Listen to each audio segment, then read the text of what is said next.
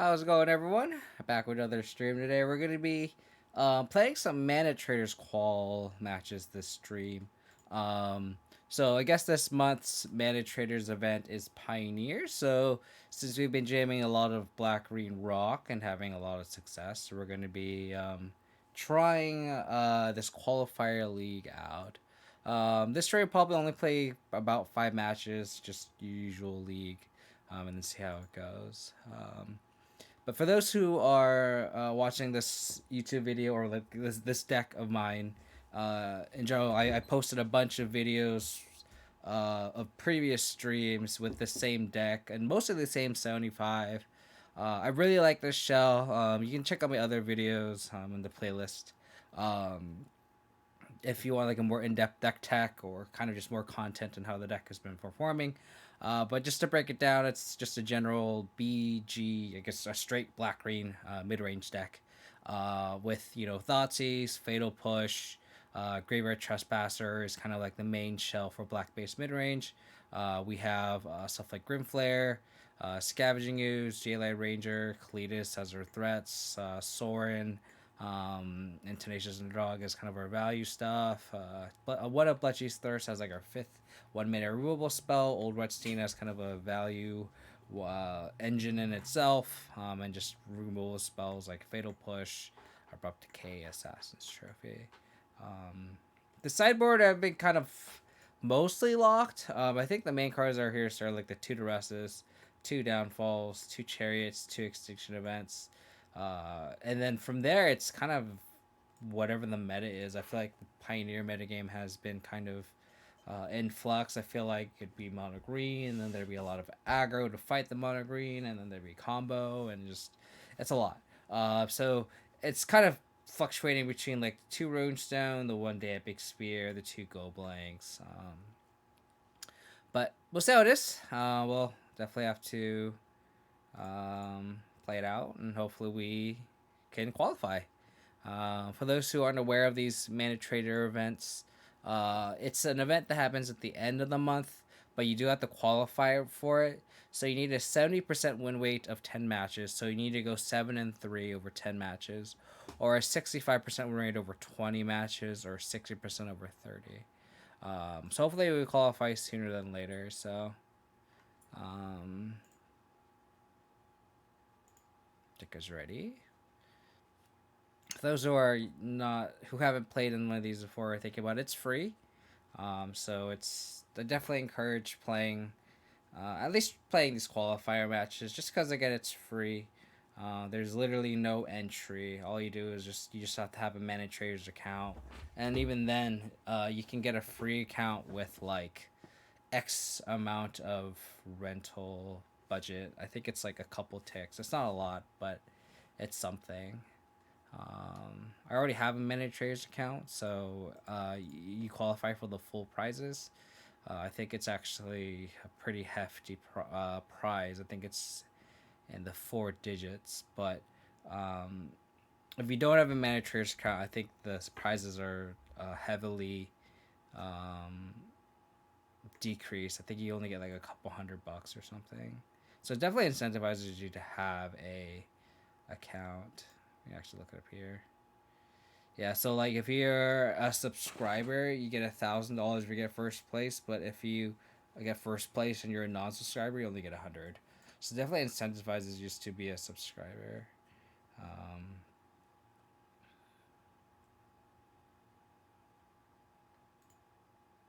oops, trying to get paired here. I mean, there aren't that many people playing the Pioneer Qual as much as Modern, because I know Modern, you just get paired like instantly. This is my first time playing a Pioneer Qual, actually.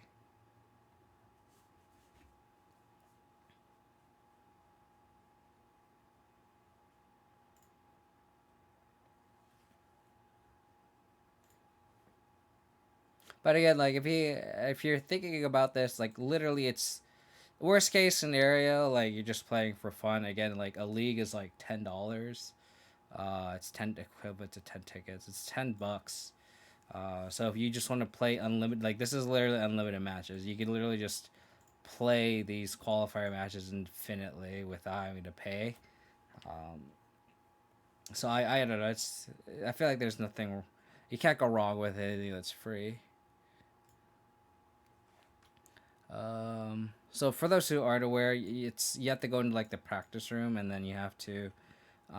It tells you to either join a room that says like waiting for your username, or you have to create a room yourself.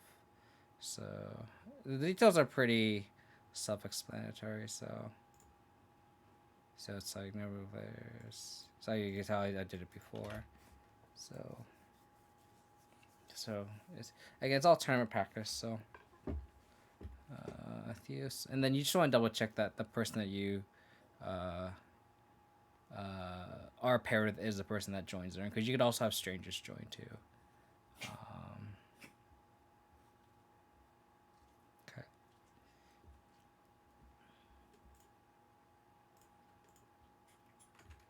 Mono green. We're showing the play here. The Picure in hand. We'll play the castle here because it comes away tapped. Then we can go Blooming Marsh, Forest, Script Flare.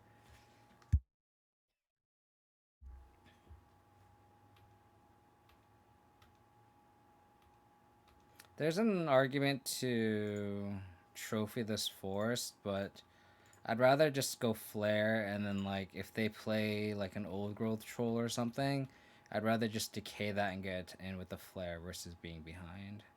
But this doesn't look good for us. Okay, now I'm probably... Oof.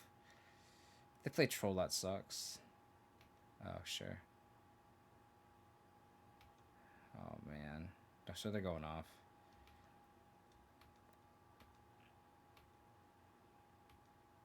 Wish we're on the player because we could have decayed plus trophied. Now we're just kind of fucked, honestly. If I trophy this, they still go 1, 2, 3, 4, 5 mana. I think I have to trophy this forest. Otherwise, they just go 6, 7, 5, 8, 9, 10, 11, 12 mana. So I have to trophy this regardless, I think. It kind of sucks. So we can't really get in on the attack. We have to like... I think our game plan is to go Cletus next turn, and then decay this troll. Hope they have nothing.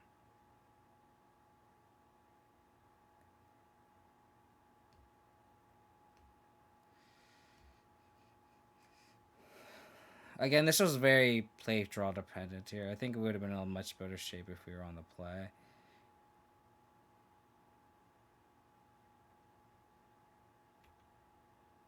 Uh, 4, 5, 8, 9, 10.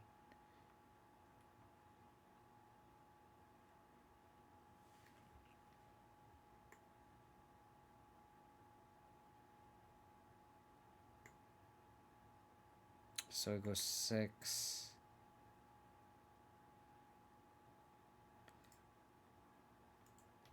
I guess we can draw push. How's it going, Miss? We just started the... actually, I should probably take off the automatic one. But we just started our first Manatraders Qual, and obviously we're not looking good. I think we would have been a lot better off if we're on the play. I mean, I guess I could just decay this. I could also just play Cletus. I could take this hit, and then I could try to stabilize here. I don't know. This is tough.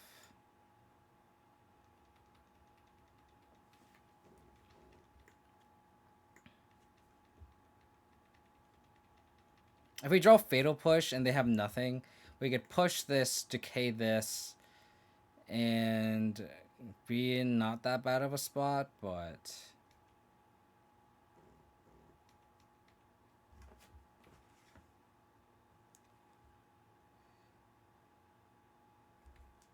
Cavalier.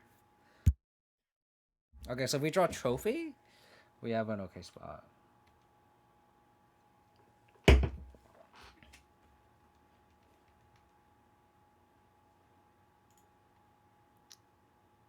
They drew a storm too. Alright. You got me. Okay, so 2 other runestone. Epic Downfall, Noxious Grasp, Extinction Event. I like to trim pushes here. On the play, I like the Grim Flare. Cut the Old Man. Cut the Sorens. On the play, the Ranger classes are okay. On the draw, they're kind of meh.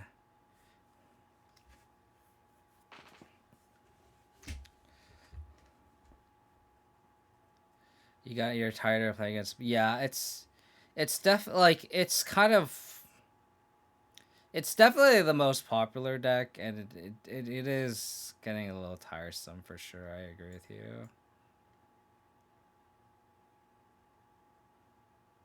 Maybe I'll keep it a Ranger class and board out an Underdog on the play. But I agree. It is annoying to play against them. Oh, Damping Sphere is consideration. But I found out that shutting off Nykthos stuff doesn't really do much, in my opinion. There's cards that you think would be really good, for example, like Fatal Push, and I found out you really only want like 2 copies. Mainly just because you want to answer like a Lair of the Hydra, and then occasionally you can push a Torn off, but like there's just a lot. You can't really trigger Revolt consistently for Ogre Troll, and then it doesn't hit a lot of other things. So,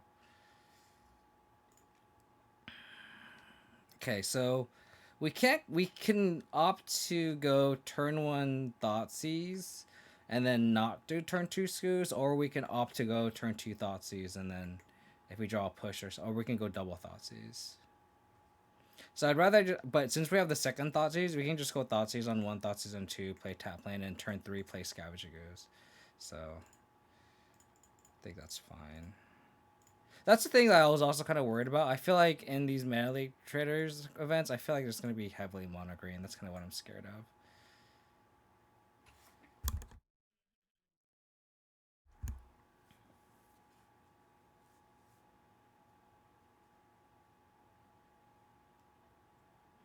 I think we take the elf here.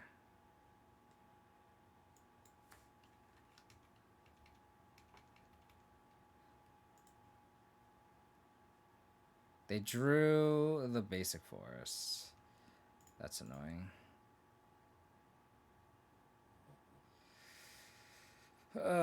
So they drew another elf.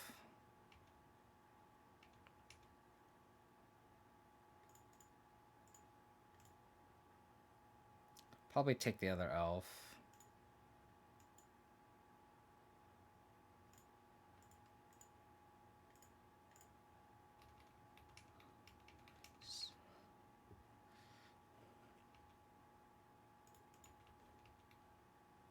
So, what'd they find? Found a forest.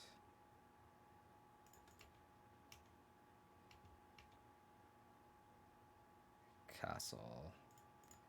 So we'll play Scoos, play Castle, and then if they're gonna play Old Gold Troll, and then we can attack.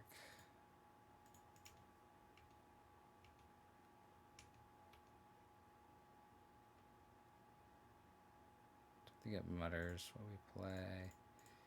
So we'll decay this.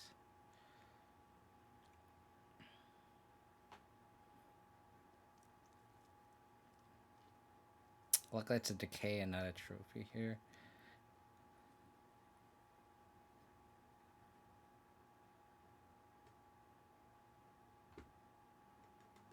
But I agree. I think they definitely just need to ban deck those. I think people know this is the best deck, and it's like it's not like it's a secret or anything, you know.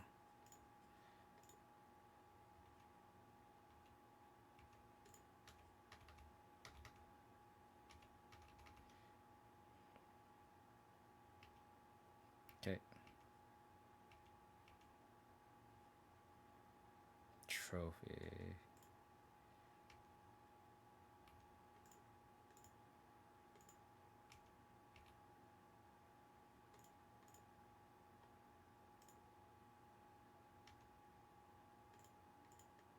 I think it's better to power up one, so then if there's another creature milled by this Cavalier, it can outgrow it.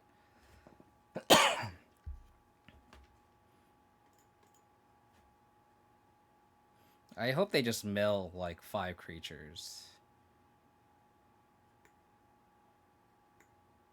They mill no creatures. That's worst case scenario.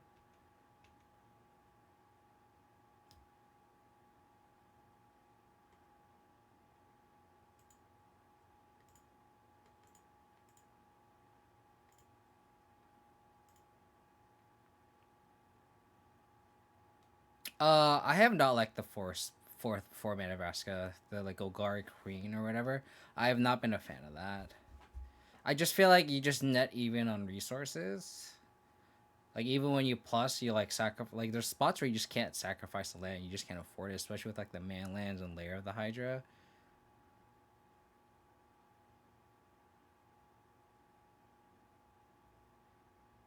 And then like the decay effect is nice, but I don't think it's worth it. So in this spot of note, as long as you exile the Cavalier, the card they target does not go on top. So it says if you may exile, and if you do, you put that card on top of the library. So that's how you get around Cavalier. So at 3. Shelve was a card I was gonna test, and I was actually gonna try it today, but I noticed that the Manatraders was Pioneer this month, so I want to try to qualify first before I try to test it. So like if I like 05 right now or like 03, I might just try Shovel next league or next stream. But I kind of want to focus on trying to qualify this league here, so that makes sense. Again, I really wish they milled more creatures with Cavalier. They could have a Storm here. Maybe that's what they're contemplating between Storm the Festival and Cavalier. Hey Mark, how's it going, buddy?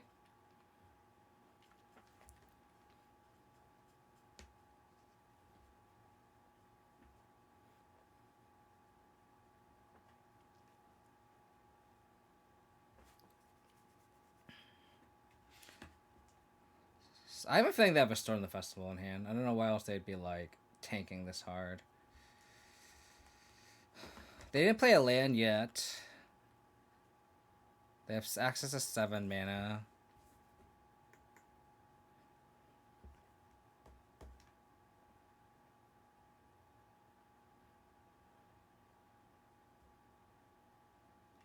Okay.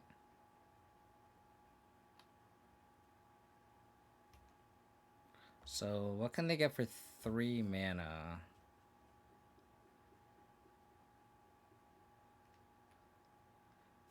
They should. It's all permanents minus 4. Not wrong. Okay.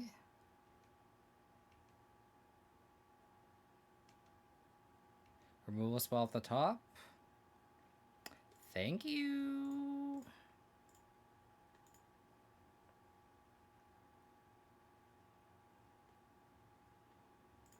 Thank you, deck. Really appreciate it. This is why I love you. Thank you, thank you, thank you. I think our plan doesn't really change on the draw. I guess we could go Tenacious Underdog instead of Ranger class on the draw. I don't think it really matters. Grim Flayers also do get a lot worse, but I think it's fine.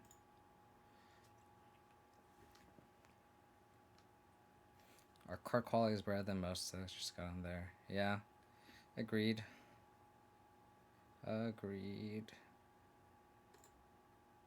So with this hand, I probably have to thirst to turn 1 elf, which kind of sucks. But then, because like I would like to spend this on like a Cavalier or something.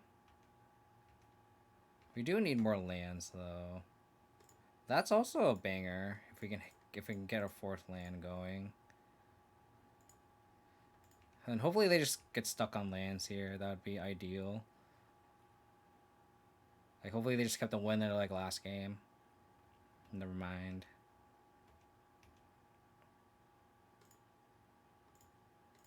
Okay.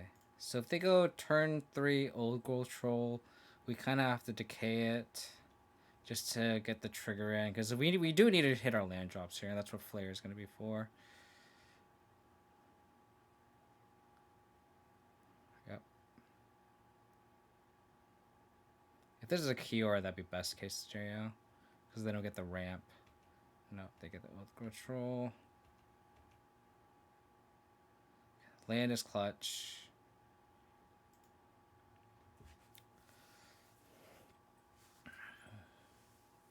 There is an argument to, like, not decay this troll. But I kind of want to get a trigger in. Because we do technically ramp them into a Cavalier. This is where I wish we had, like, Epic Downfall instead of Decay in our hand. But what are we going to do? But Beggar's Keeper chooses, I guess. This is where I wish we had, like, Weather Runestone too, because it stops stuff like this. And it sucks because they still get the Devotion, but what are you going to do? So we're going to try to hit a land drops with Grim Flare. Deathcap Glades Thoughtseize.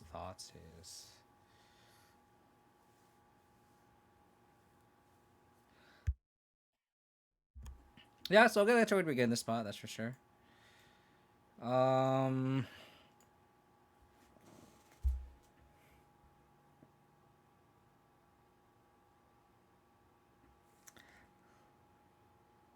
feel like one of these thoughts, like both these thoughts, is not gonna be good. 1, 2, 3, 4. So they could get Cavalier here. I think I'm gonna build one Thoughtseize at least. I just trying to figure out if I want to go Deathcap Glade plus Thoughtseize or Thoughtseize and then Deathcap Glade.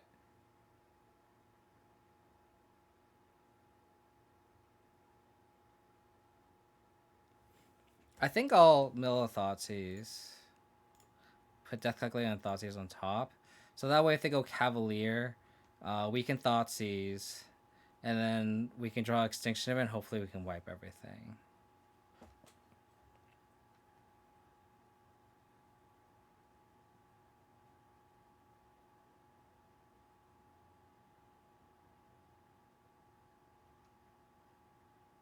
Oh, if only we had a trophy.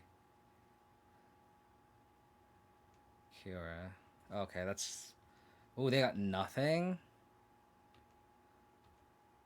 That's perfect for us. So now we Thoughtseize. Karn the Great Creator.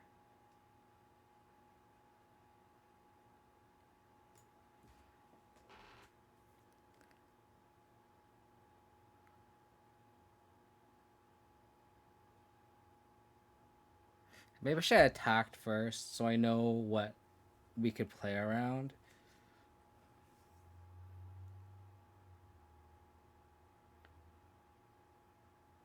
I have to take the Storm, right? The card we can kill, technically.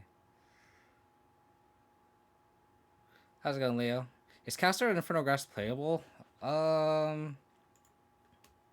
Let me write myself a Caston, because Caston's like non-legendary, right? Yeah, so non-legendary, and then Infernal Grasp, I don't remember. Infernal Grasp is one that you lose 2 life. I think it depends on the meta. Like, Caston, like, what's the playable, what's the legendary creatures in this format? Like, Kalitas, Thalia. I don't think any creatures in Mono Green are legendary, so that's fine too. They could get Boat. Boat would be really bad. So do I just leave them with Storm the Festival? I guess they can't cast it yet, right? 1, 2, 3, 4, 5. I guess not. Yeah, so I think we take the Karn.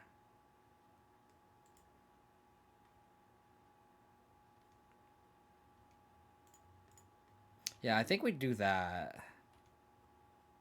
Because we can hopefully they just oh, weathered runes.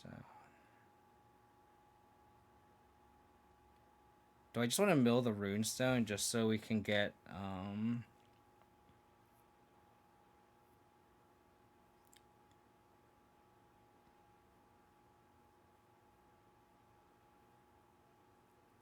so we can get delirium?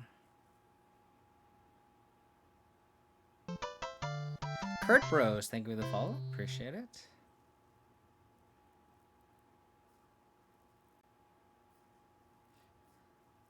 Yeah, I think I mill the runestone, just get delirium.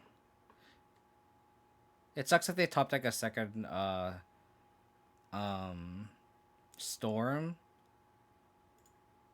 But I think that's fine.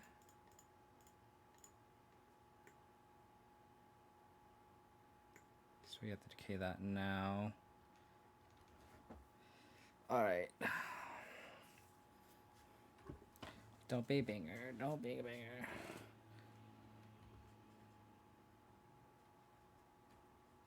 Gotta support the BJ players. As a Blu-ray player, must I have been beaten up. Appreciate it. Appreciate it.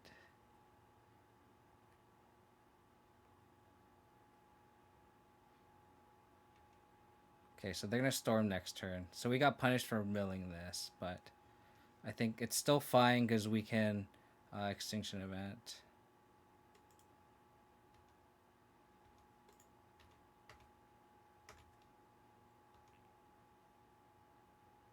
Oh, we're gonna mill all those.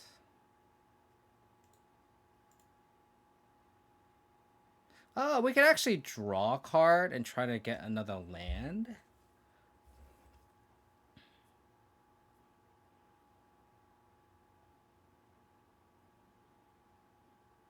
Just to get another land in play. Is it worth taking 4? I don't think so. I think I'd rather just mill everything.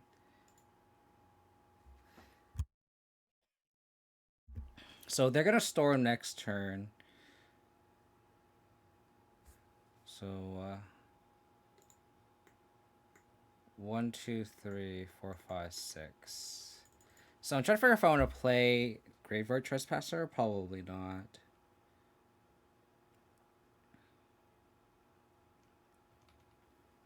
They storm here, and I just gotta hope that they just whiff.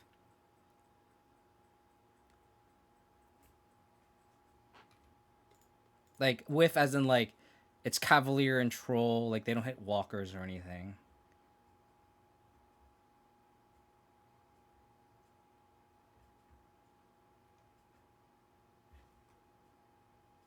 One, two, three, four, 5, 6, 7, 8. Okay.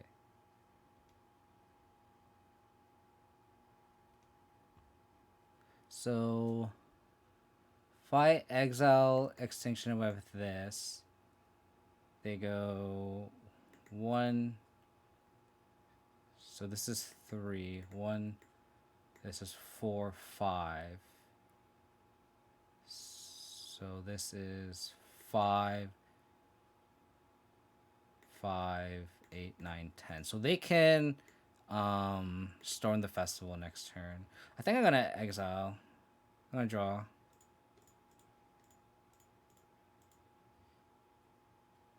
That's a really good draw. Oh, now I wish I now I wish I had that land because I could have gone Trespasser plus Epic Downfall the Cavalier. Now I have to exile the Storm.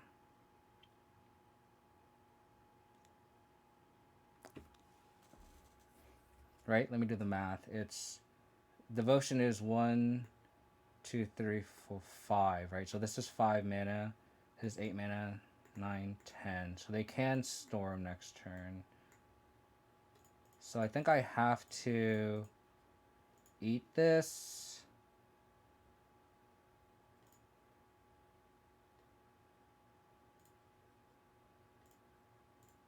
And then pass.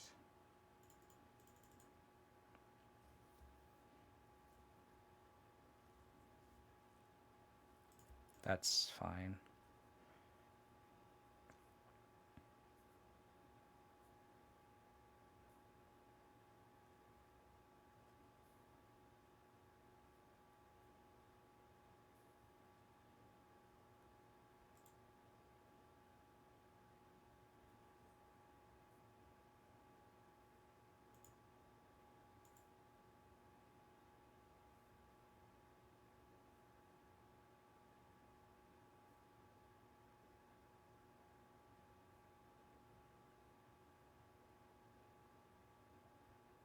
What do you mean by flyer plus push cavalier?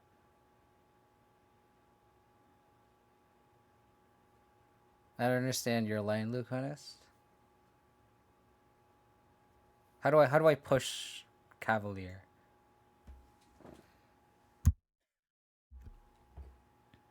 That might not attacking so good for us because now like I don't care if they make a troll at end of turn.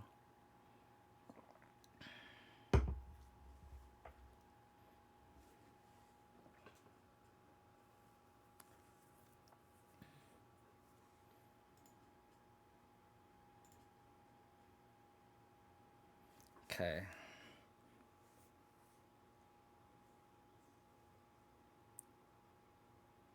So now I don't even need to extinction event here.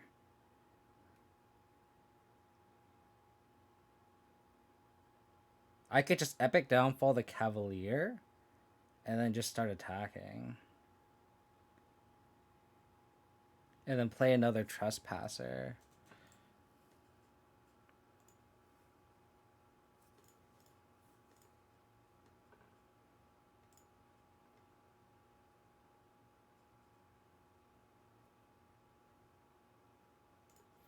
Yeah, I think that's better. And then if they double block here, I'll just push a wolf token on the trespasser. Excuse me. So we're in a pretty good spot, I think.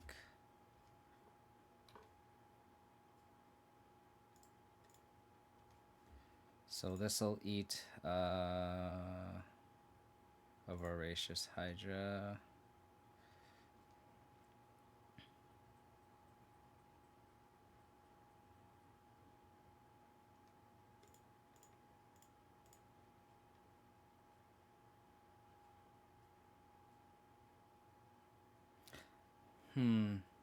So there's also an argument to not do this. Because I'll make a 4/4 troll right now.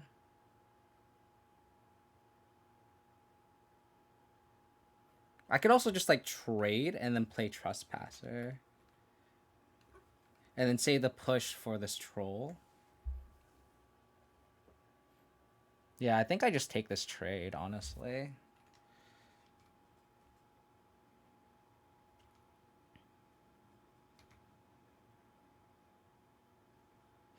Scavenging ooze.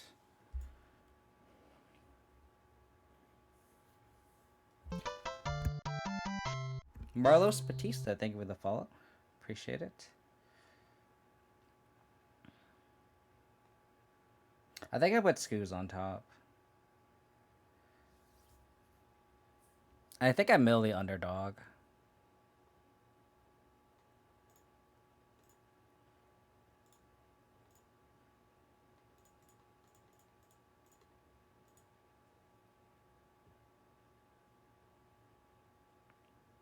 Alrighty. So they go to 6. I'll exile Cavalier.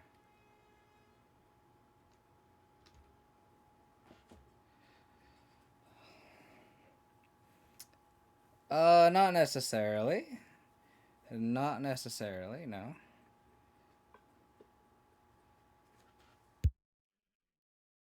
If they top deck a Storm, then that's pretty bad for us, right?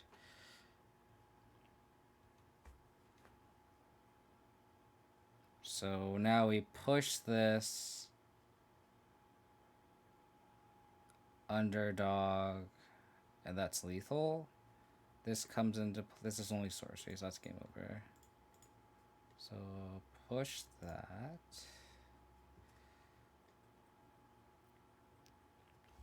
Let's go, baby! Fuck mono green. I need to make a fuck mono green emote now. Dang. Please do.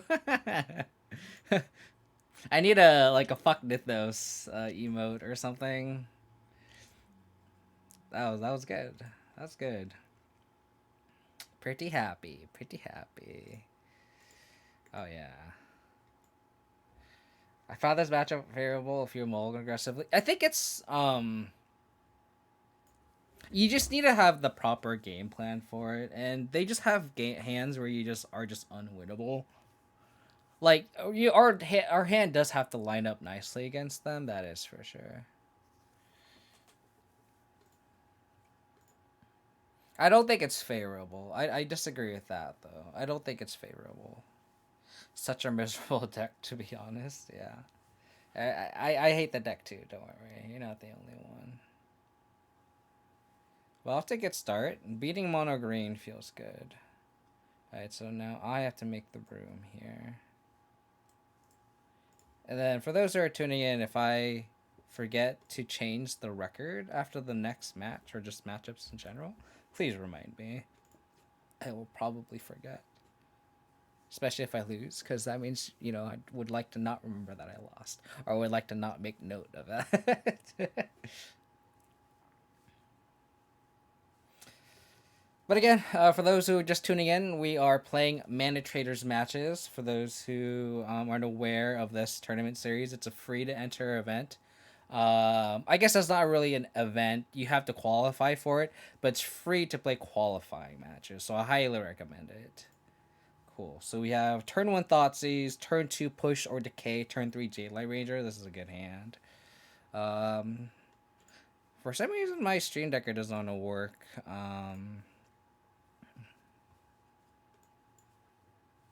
Oh. So they have green mana. So they'll probably Thoughtseize by Decay. I think I just have to take the Greasefang here. So then that way they have to draw into something. But let me get you the Stream Decker link. Here you go, buddy.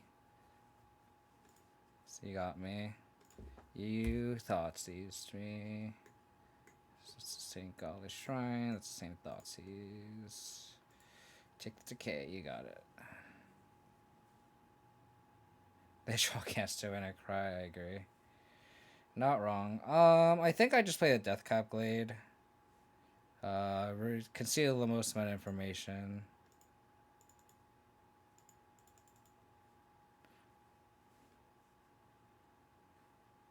Okay, so that's the card they drew.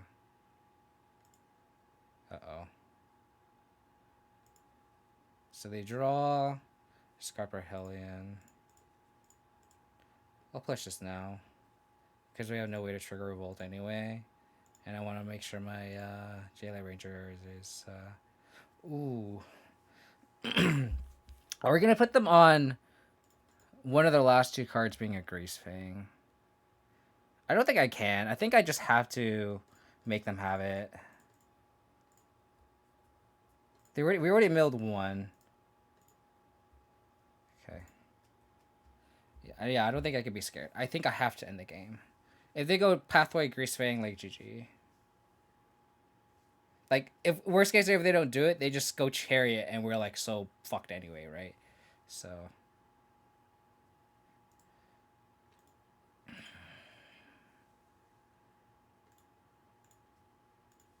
I still think that's the correct line. Because like, if we just wait, they just go Chariot, and we're just dead. It's just unfortunate that they drew the Greasefang, but what are you gonna do?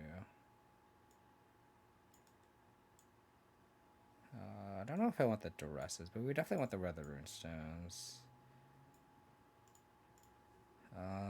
I guess we can trim some number of pushes, because again, we can't trigger Revolt consistently. We'll keep the Flares on the play. This matchup goes long, so I want the old Rutstein. Not sure if I want the Sorin. Maybe we can trim a Sorin or 2.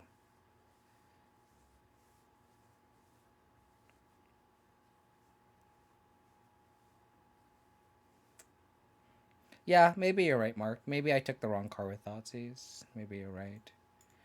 Don't think I want Ranger class here in this matchup. I just got the second sword. I don't think it's where I want to be. Yeah, no, I think you're right, Mark. I definitely the way the game played out, definitely should have just taken the Thoughtseize. For sure. Alright, so now the Fable Passage is kind of clutch. Because now we can hold up this Fatal Push. Like, this Fatal Push is actively very good now.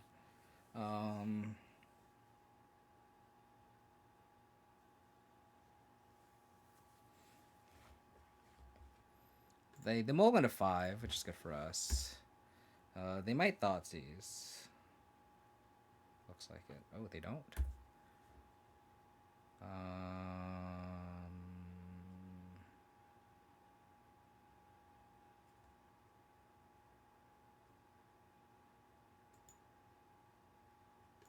I think I go Grimflare. I'm a noob. Thank you for the follow. Appreciate it. So now, if they push this, it's whatever. Next turn we can go Death Calculate Scavenging Ooze. Oh, man. Chariot.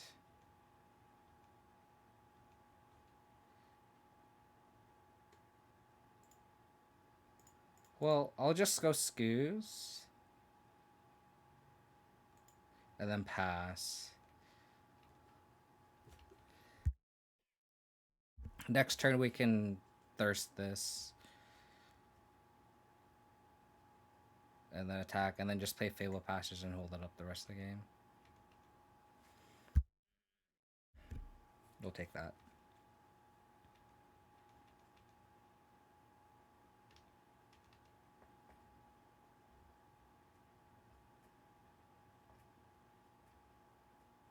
Assassin's Trophy. You got it. Yes. I'm going to get a Forest here. Because I want to get a Swamp with this Fable Passage. So they have no way to put Greasefang in the graveyard and then... Or a vehicle in the graveyard and then do Greasefang. So let's just attack first. Debating if I want to Thirst this and form it.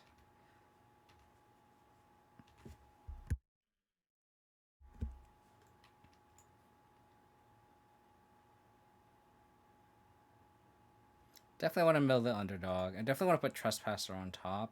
I don't think I want the other Fatal... I actually might want the other Fatal Push. Do I want the backup one? Maybe not. I'll keep this on top. Just I won't mill it just yet. I'll just have it there for now. And I want to play the Hive. And then I will... Again, because they can't Greasefang me yet. So I do that. So the next turn, I can go Passage, Trespasser, Hold Up, Push. Okay. I disagree. I think I want the Werewolf here.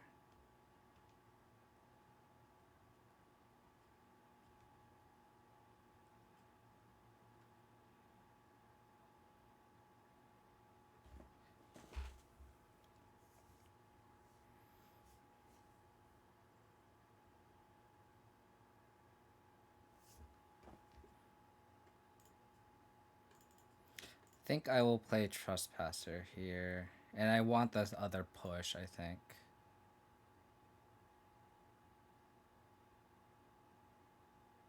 So I'll exile that. I'll push this now. Knowing that I have a push on top. And again, I can't get what's the word? I can't get... Like, they can't recur a vehicle next turn. So I think this is pretty safe. Oh, Scavenging Ooze. So put the Scoos in the graveyard. If I...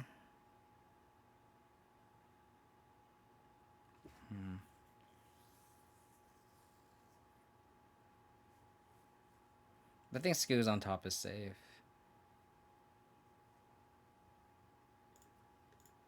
Because then they can't combo us.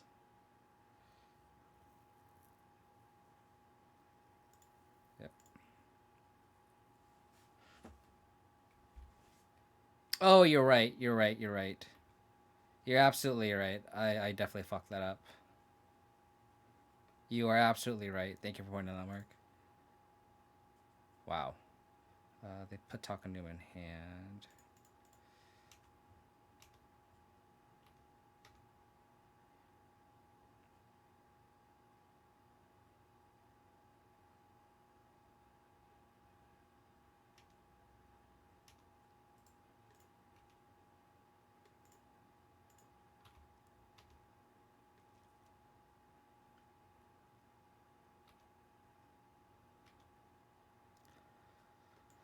Again, I still think I want the push.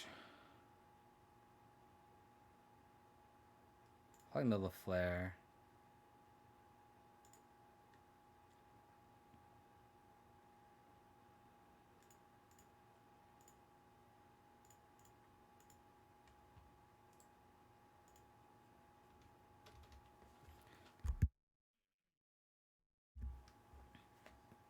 So they didn't have the push. Yeah, exactly. Exactly. And like if they crew the chair, we can push it now too.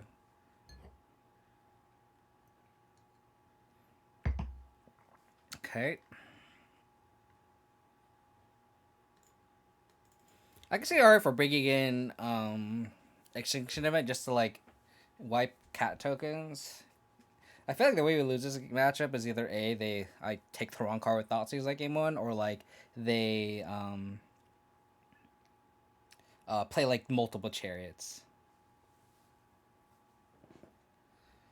Pull Mullen to 6. Pull Mullen to 5.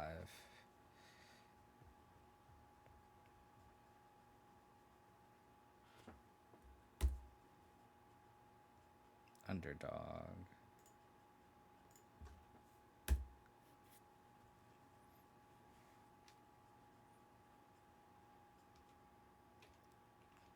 So they could theoretically kill us here.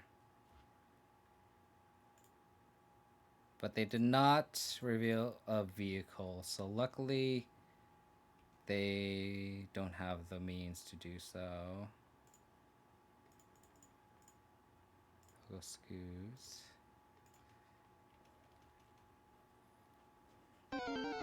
Hey, how's it going, Sandy? Hope you're showing well, buddy. How'd the rest of your Joan League go? Hope it went well. That Tron match you played was insane, I will say.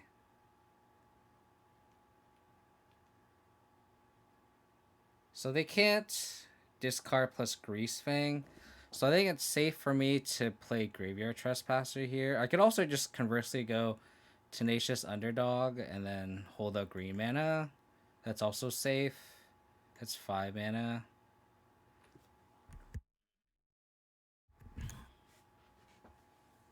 I think Trespasser is the most mana efficient play because they technically can't Greasefang us. Like I said, there's no 1 mana way to discard a vehicle.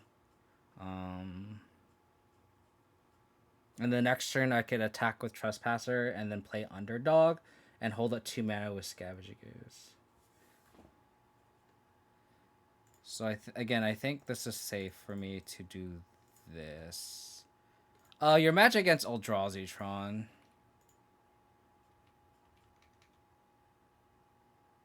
was insane. Like, for those who aren't following its Sanitator, oh, please don't tell me they have that. Oh, they just Chariot, okay.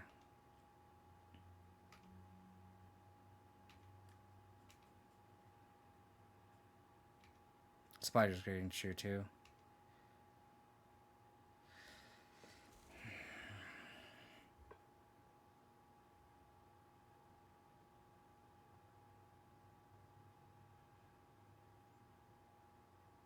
Do I just play Kalidas here? We just flooded like crazy, unfortunately.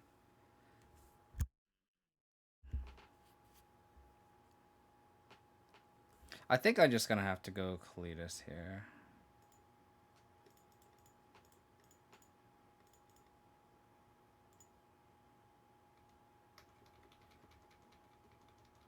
So then if they attack with Chariot, I can double block the Chariot and get a zombie. Oh yeah, I saw that you posted my Discord, Sandy. That's awesome. You're officially the Jun influencer now.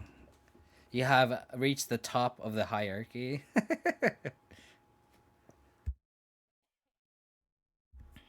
So we need to draw anything but lands here. That'd be great. Ideally, any removal spell can get the train rolling here. Ideally, any removal spell.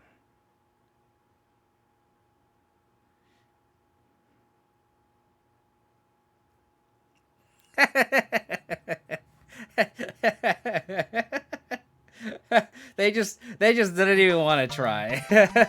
Must be nice, MTG Arena. Thank you for the follow. Appreciate it. They slammed it. They slammed their 4-drop. I slammed my 4-drop, and they just did not want to try. I mean, that would have been good because now we can go Forest, play Tenacious Underdog. If they don't attack, that's fine. I'm down to just play the long game. Play the Underdog. Pass. And then another Trespasser. Interesting. I know this game would have gone on for a very, very long time. I don't think we were going to be winning this game anytime soon. But people hate Kalidas for some reason. Like, people hate Kalidas. Classic. Oh yeah, were they screwed 3 times? I don't know. From a viewer's point of view, I literally saw they go turn to Chalice and then like and then you drew your Ragavan. And then they went Karn, dismember your Tarmogoyf. And then they got Sundering Titan. And then they Sundering Titaned you where you had no mana and you only had a Liliana of the Veil. And then I'm all right, cool. I'm gonna do some laundry, and then I come back, and then you like all of a sudden like 5 lands in hand, and then that's when right when I start tuning back in again after I put my load of laundry into the dryer. You drew Kolaghan's command and pinged the Karn and shattered the Walking Ballista, shock the Karn. All of a sudden, like you're ahead on board, and I was like, okay, like how are you? I was insane, and then you're in a top deck war, crazy. For those who aren't following, it's Sanitoiter, definitely follow him if you're into modern Jund content. He just trophied with the list too with Fable the Merrybreaker in modern, which is kind of sweet. So, how do you feel about podcasting? Yeah, we should definitely do it when the spoilers are released. Whenever that is. I think the spoilers finish being released end of the month, so I'm down to do it at the end of the month if you want. Kovu Carl, thank you for the follow. Really appreciate it. All the follows today. Thank you so much for everyone tuning in and hanging out. This is a lot of fun as we try to qualify for Manatraders. We're 2-0. Let's go. Winnemiss Prime. 4-drop that doesn't do shit, haha, but my 3-drop's okay. That brings back an Angel Mobile. I mean, yes, it's a little rat, dude, to be fair. It's pretty cool. Kalidas is more fur than a lot of cards in the format. Exactly.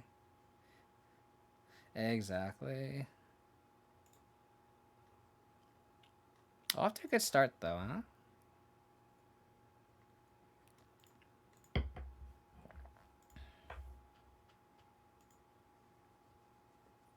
Waiting for our third match here.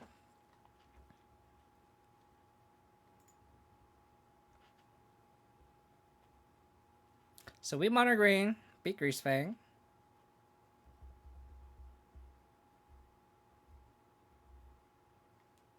What day is a qualifying? Or the last is the tournament? Is it 27th? I'm assuming. Yeah, the 27th. Fable is very good. It's a very good Magic card. And there was also lines where you're just like, yeah, just lands in hand with the Ren 6 in play, and you're like, okay, I'm just gonna discard my lands to filter them, and then just draw them back with Ren. Or like you had a Saga in your hand, and you're like, okay, I'm just gonna discard it to grow my Goyf, attack, and then plus Ren to bring it back to get the extra weight damage. Like little things like that are just so relevant.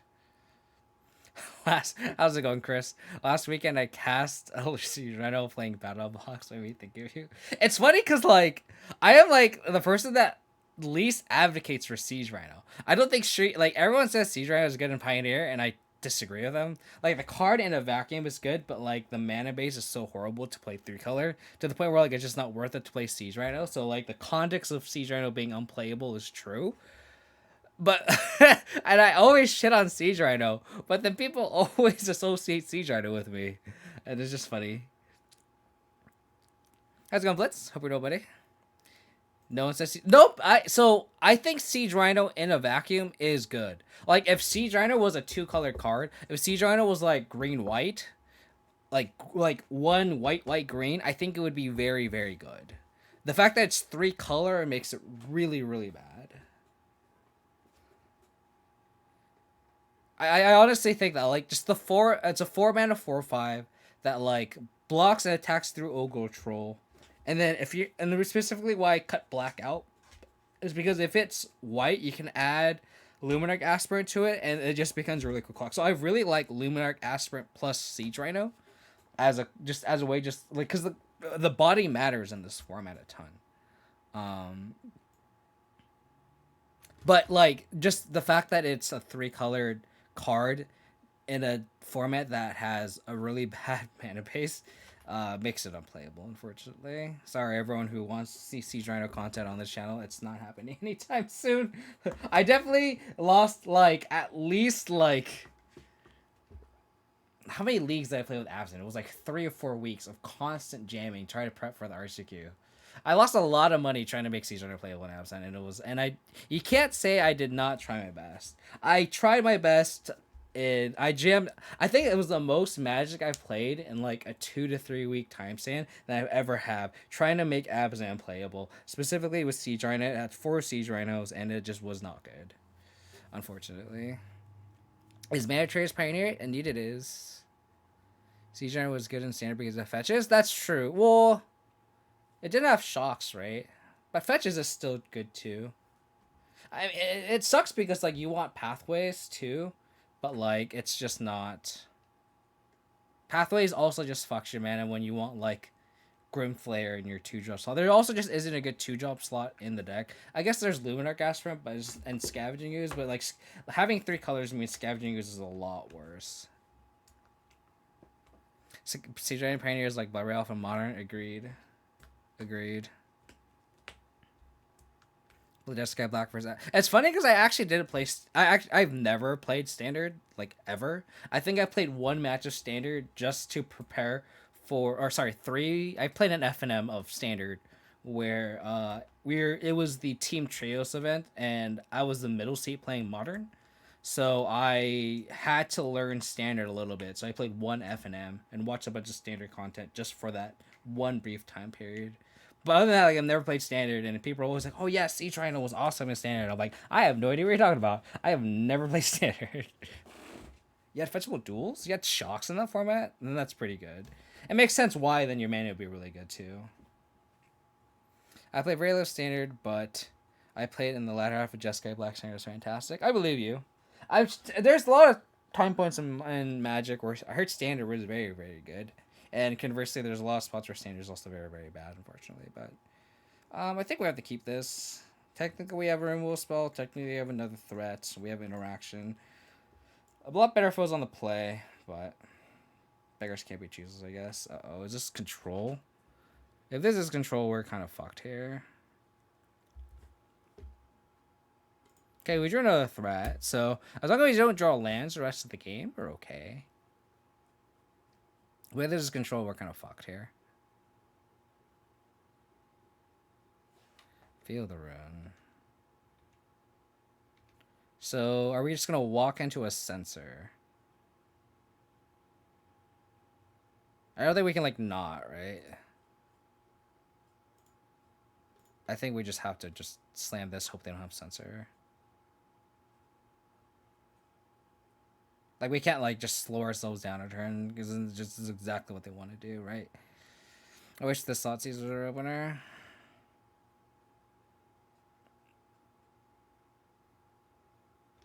Okay. No sensor, huh? No sensor. So they'll probably field my Hive, which is fine. Another reason to play 2-color is, like, you can't afford to play basics within a 3-color deck to have enough color choices for everything. But then when you play against a deck like this, you kind of get fucked. So in a 2-color deck, just being able to have like 3 basics is very clutch. Damn it. I've never played around sensor in my life. Something to think about. You know, you can't just not think about it. But you're right. So I get Besage of the Portable Hole, but it does ramp them. Alright, so I told you, deck, that I did not want to draw any more lands. So we'll Thoughtseize. Dovin's Veto.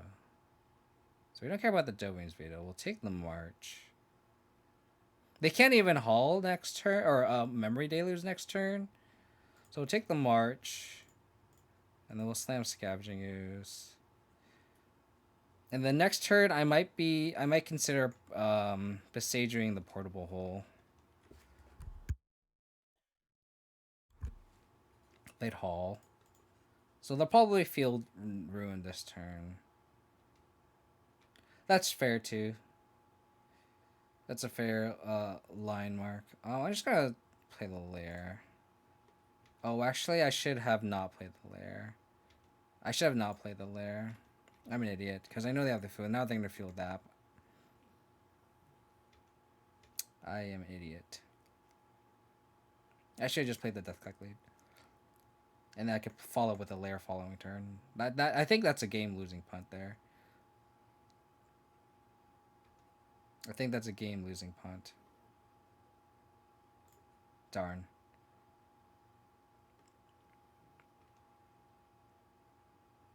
That being said, we still have the hive, so it's not like bad, but like I definitely should have just played it.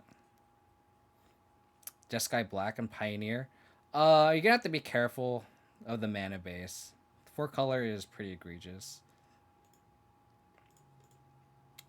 Like I said, I think I'm going to Besage the hole. If they want to animate the hive, we can just push it.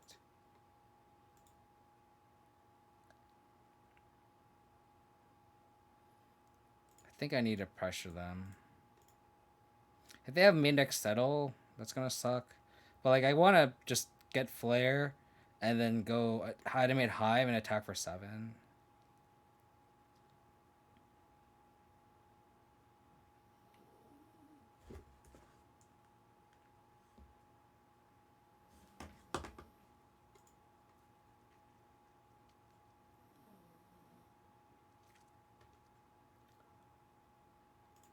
Trophy's a good draw.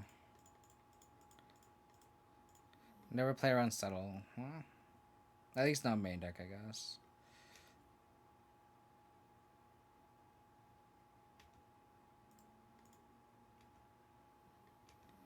So we can't get got by Shark Typhoon, but we just have to attack, right? Like,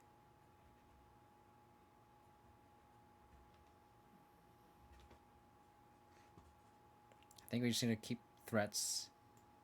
Well, jeez, we already have the trophy, so I think we just middle of the Thoughtseize.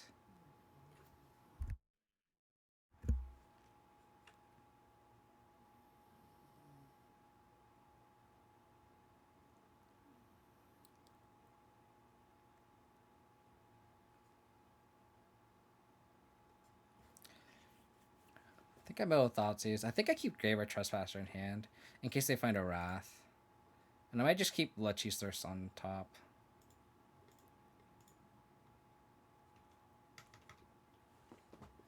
So now they deluge end of turn.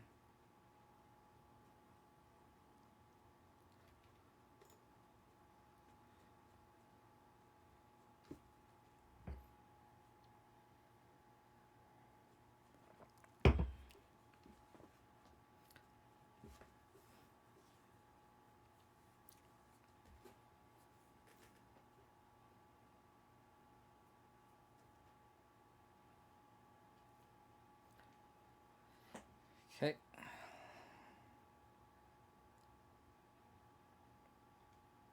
Okay.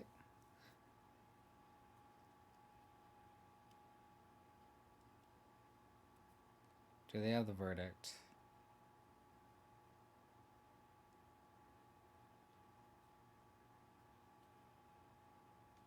Okay.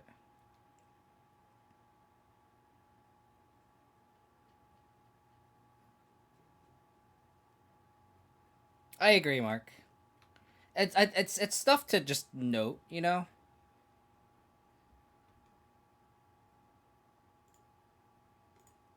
It's definitely stuff that you shouldn't like not think about, right? I'll exalt the deluge here. So their hand is Doan's Veto Unknown.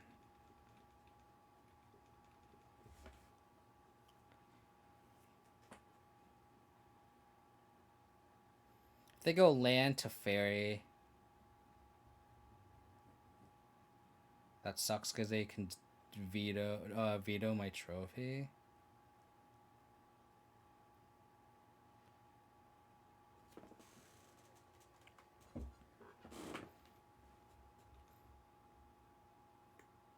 It's a 6 to activate.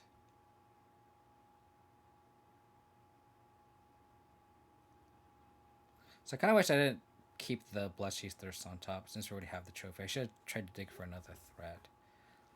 1, 2, 3, 4.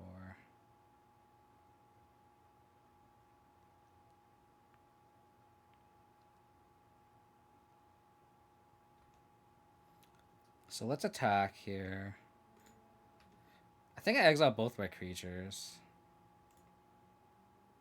Put them to 7.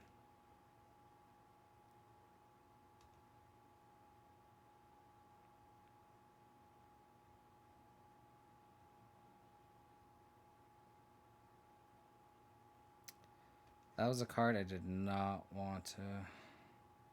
I was hoping I did not have.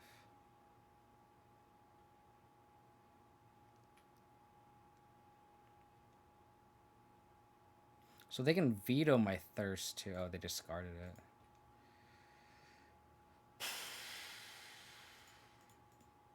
Do they have another veto?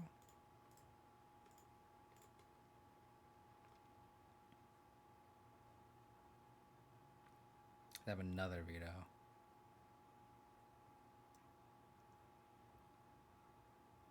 Fuck, they have an absorb? Fucking A. Do I have to just trophy this Wandering Emperor now? I guess they plus.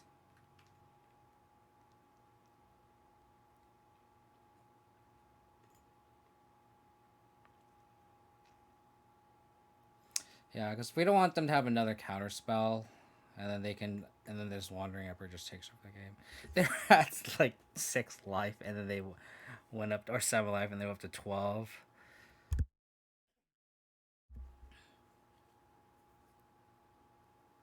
I have to be a little more mindful of our clock too.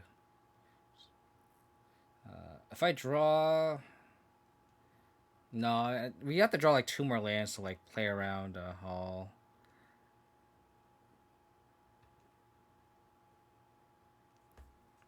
Okay. 1, 2, 3, 4. Yeah, so we need one more. No, actually, we need 2 more lands, so we can push this and pay for ward. It's like not even close. No, and this is where this takes over the game. I think this is the spot where we have to play for clock. I think we make them beat us. In paper, I would concede. In Moto, like this is where we're ahead on clock by a minute and a half. We're going to be a minute and a half. This is where we at. Oh, they have to field their own too. So it ended up not mattering that I punted and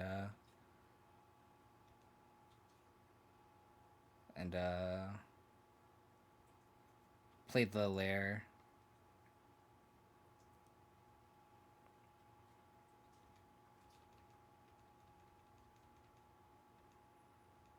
Not to say we're out of this game for sure. As I say that, we drew another card.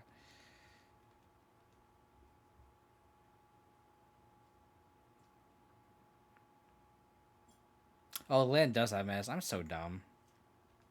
I apologize. I should be attacking again. It does. I apologize.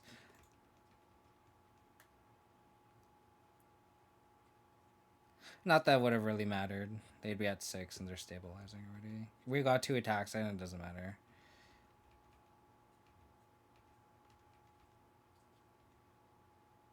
At a rate either, apparently. I think we're gonna dash. No, let's just play it. And then we can push this if they... Yeah, no, you're right. I should have known that white on gold. I think I'm just in the mindset like I can't attack anyway, regardless. But you're right. We got like 2 attacks and they'd be at 6, so it's not a big deal.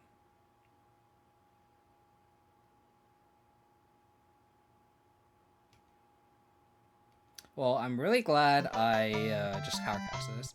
Why don't go? Thank you for the follow. Appreciate it.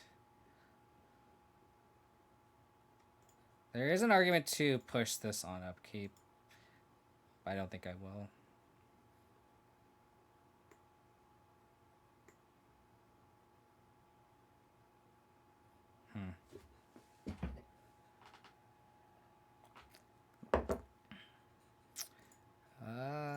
I will attempt to push you.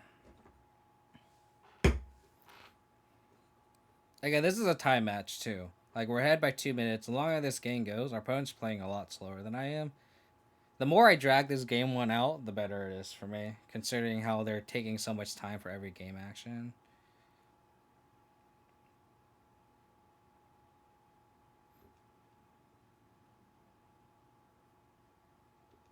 Okay. So that's worth first like and vigilance. 1, 2, 3, 4, 5, 6. So I guess I need to push this. They don't attack. Wow. Okay, so okay.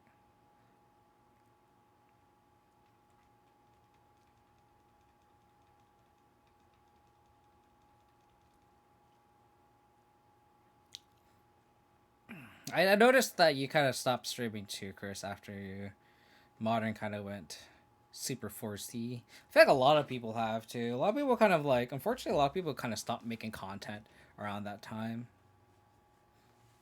Understandably too. Because I think I saw you play a little bit of Pioneer, but and I think I recall you not being that much of a fan of that either.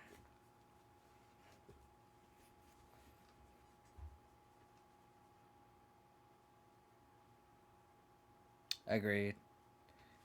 Agreed. Definitely, Chris's streams were definitely one of the best ones. So I'm gonna try to hold off on drawing, because if I draw Decay, um,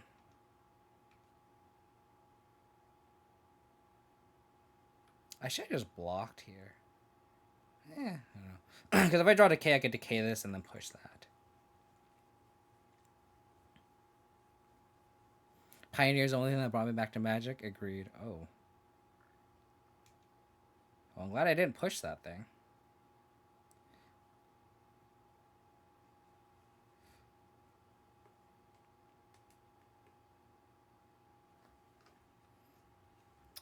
Okay. So we need to draw Trophy. So they have one card in hand. I feel like Pioneer is also unexplored. Oh, yes. So I'm going to attack that.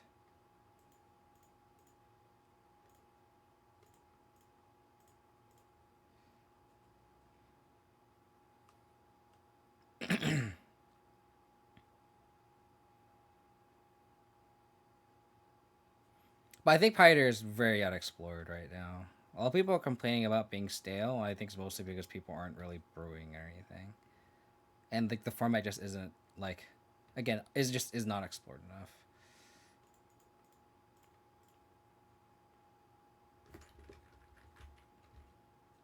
I'll let the splits trigger resolve. See what I draw. Trespasser.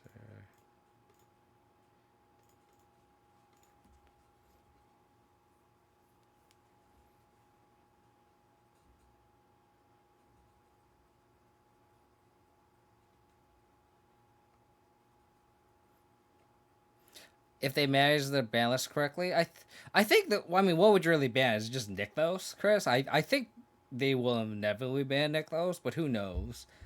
People keep saying they would ban Tronland and Modern, and they never did. To the point where like Tron's bad now. It might be the same.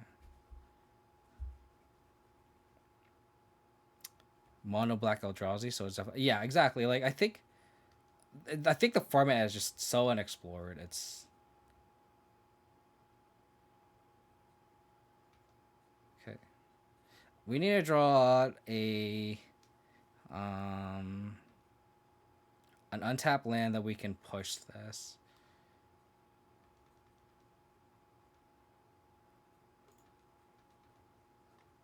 Exactly, cabs. Exactly. So we're 4 minutes ahead on clock. They say that tapped.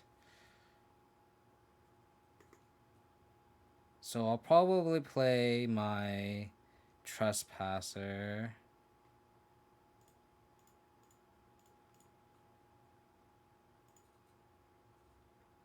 So if they have Counterspell plus Activate Hall, that sucks. It doesn't really matter. Take the Teferi, I guess. Oh, I get to exile 2 things.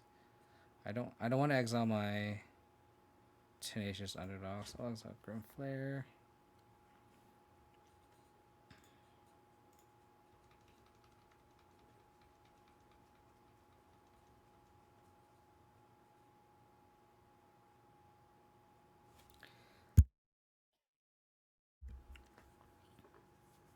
Nykthos and Del spells. I agree with you. I agree with you. That was what originally turned me off Pioneer was the fact that they had like Treasure Cruise legal, and it still feels really dumb. I also never felt like Lotus does fit the initial goals they set for him at all, but that deck sucks. So yeah, it's hard because it's hard to think that something's okay for the format when it's not good, right?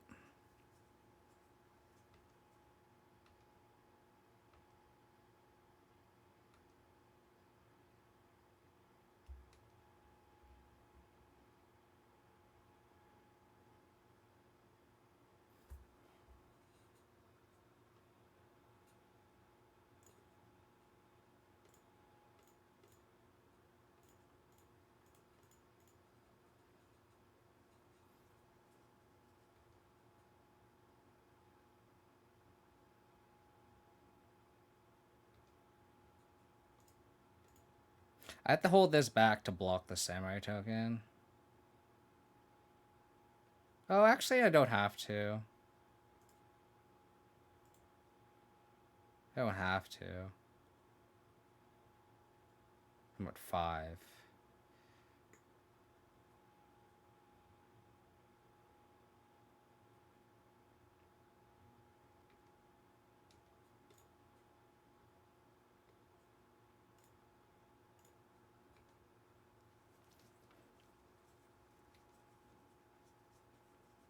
Underdog is a good card.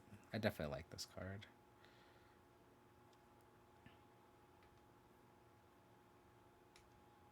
So we definitely do die to a counter spell. Um. Oh, okay.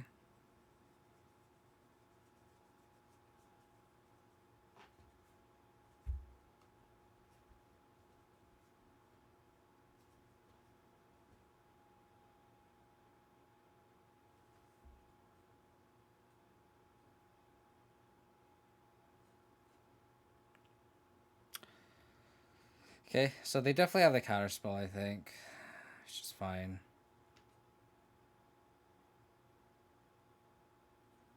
I agree, Chris. I agree.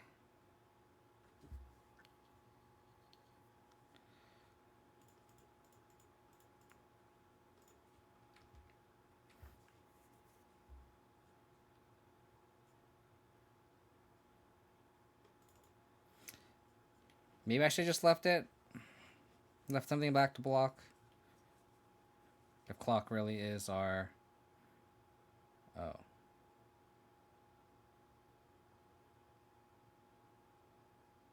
What the hell?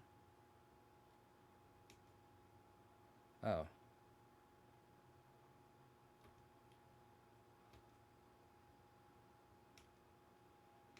Okay.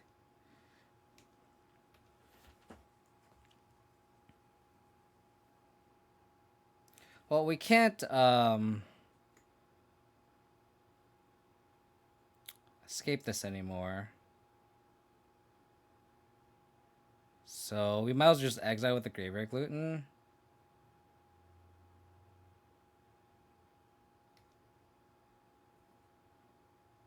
Why do I feel like we're close to actually winning this game?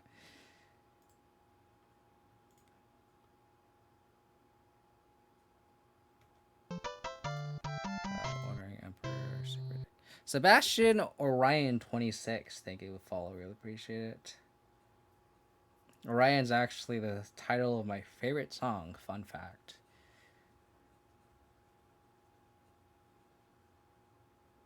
It's Orion by Metallica.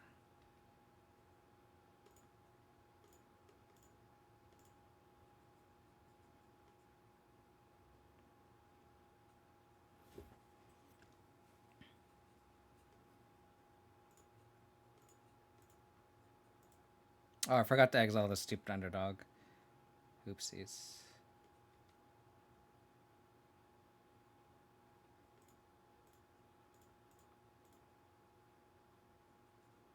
I'll keep up trophy.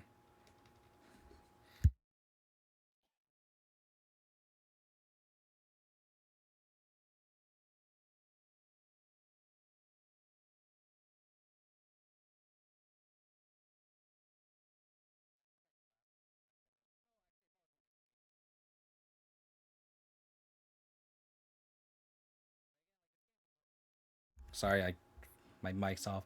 I was gonna say like I forgot to escape the underdog, and I was like, oh, I could like gain the life ramp, but then I wouldn't have it obviously. So they top bottom with the castle here, putting on that aggro plan exactly. Okay.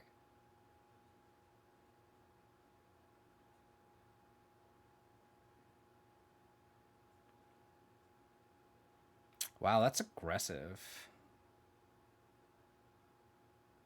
Oh, it's the hole. Okay.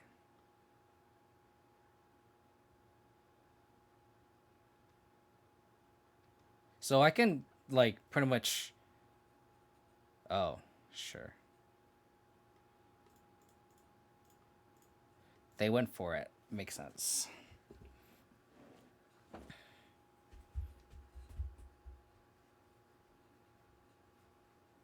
No more basics, huh? 2 planes, 3 islands. Noted. Noted.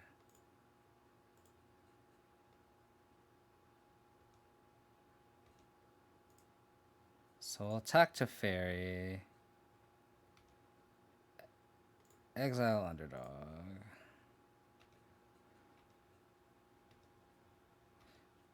So this underdog is getting kind of big, huh? How about a 2-drop off the top? Hey!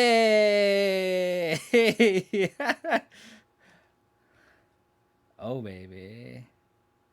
So I got punished for exiling the underdog here. We would have a Delirious Grimflare. I can't believe we turned this around. This is insane. So we have clock and potentially game 1 on our side here. Any verdicts? They play 2 already. I don't know how many they have main. Probably all 4, right? They top 1, bottom 1. This is indeed still game 1.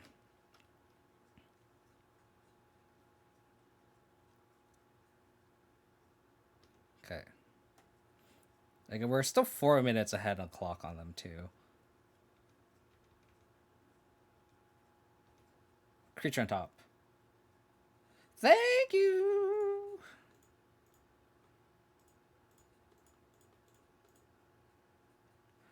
Who's the master of the ranger class? I'm the master of the ranger class.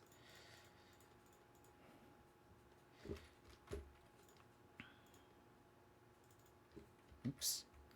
What the fuck? Did I not do green mana? God damn it. It's a valuable clock here.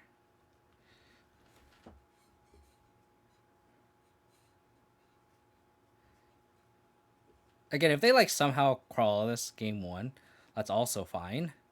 Because I can't imagine them winning this game in a quick fashion and then winning game 2 and 3. If they bottom with this castle, I wonder if they should concede. Very tempted to. They top bottomed, so that's not good for us. Money's on Wandering Emperor here. Money's on Wandering Emperor. Oh, got a backup Kalidas, baby. Let's go. Wandering Emperor here. Calling it. I forget I forget like I have the Ranger classes in play. So good.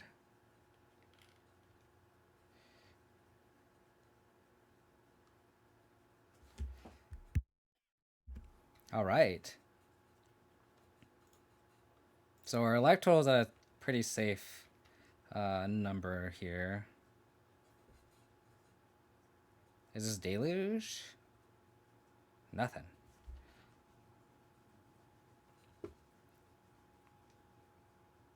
Again, they're just wasting so much time activating Castle here. Game 1, baby! Game 1! Let's go, huh? This is a crazy game 1. They bottomed, baby. Let's go. They played the Aegon, Joe. So that means they drew it, because otherwise they would have Aegon's the Cletus, right? Thank you, Ranger class. You would think so, look no numbers. You would think, huh? You would think. That's a banger. That's a banger. So if they take this, potentially a trespasser off the top is lethal.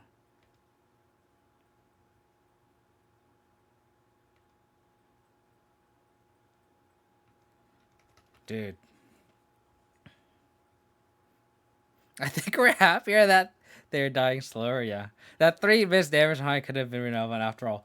Not wrong. Not wrong, for sure. Not wrong. So definitely how I said it didn't matter. Definitely didn't matter. Definitely did matter.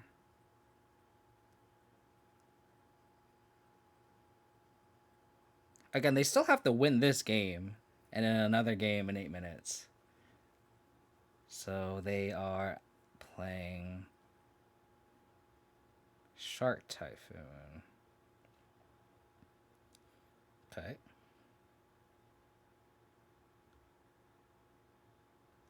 Okay. So we can push the first Shark Typhoon. And then we can cast the Sorin.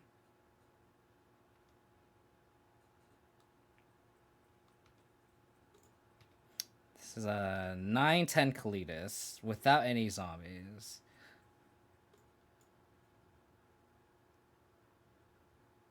Okay.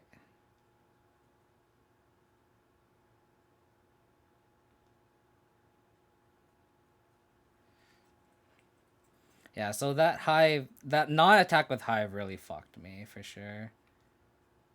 So I will try to draw a card. See if I hit a creature for this Ranger class. I drew a push. So I'll play Cletus first. See if this gets countered.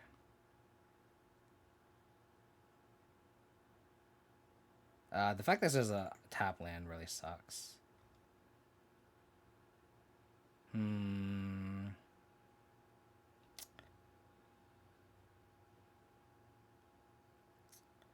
think I'm going to push the shark.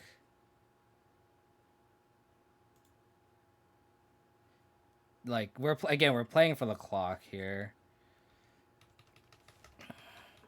And then we'll probably push the other shark.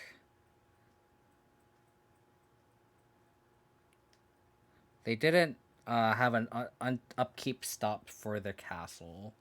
I don't know if that's intentional or not.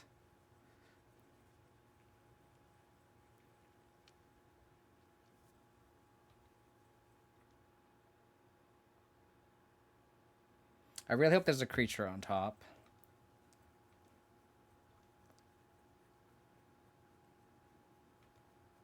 Hopefully their hand is just blanks. Thoughtseize. I might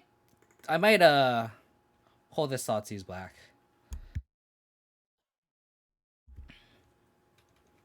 Or, I mean, I might hold this Fatal Push back. I'm gonna wait to cast this Thoughtseize.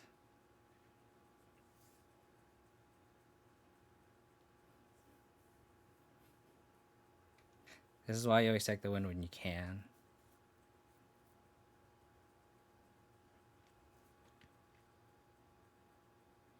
They bought them both.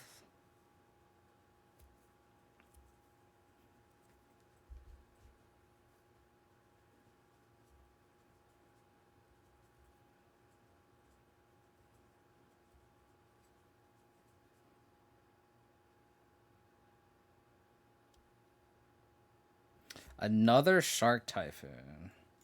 So I'm gonna push this one.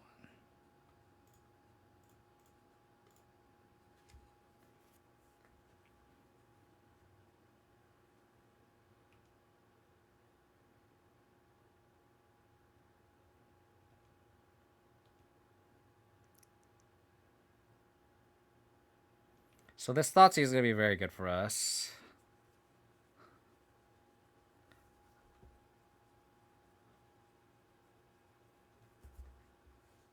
Creature on top. Thank you.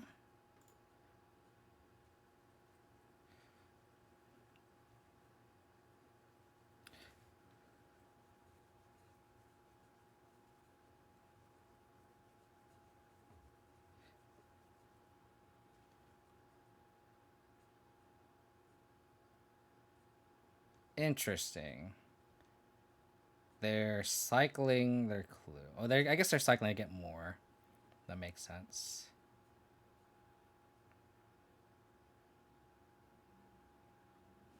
Okay, they're gonna have 5 minutes for game 2.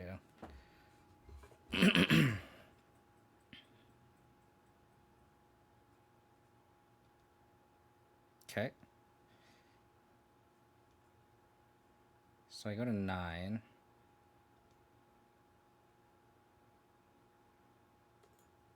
So I'll play the Scoos that's on top of my library. Just to see if we can dig deeper. Trespasser.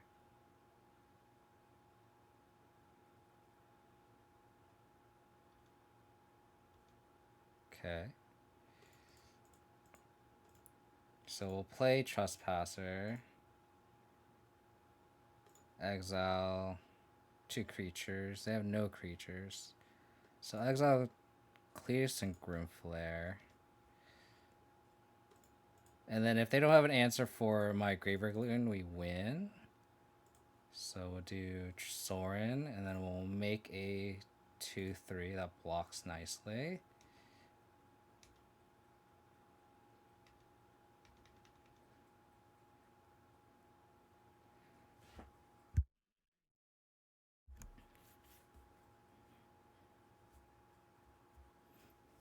Yeah, I agree. Like the fact that this is in online and not MTGO, I play this way differently. Oh Jesus.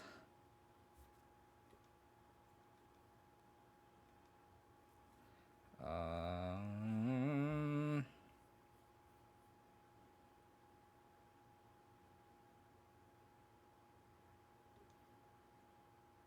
Put Soren. Okay. Okay.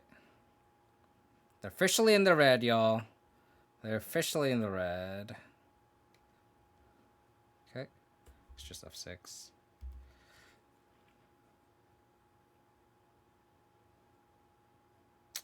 Okay.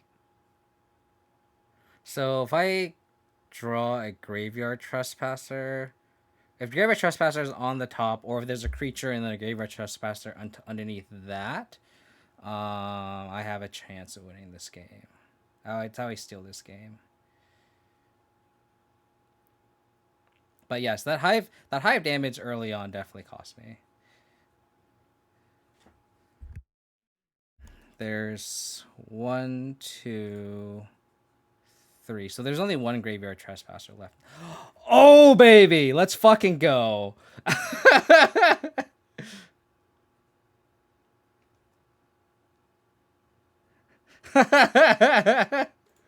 Oh my god, that's funny.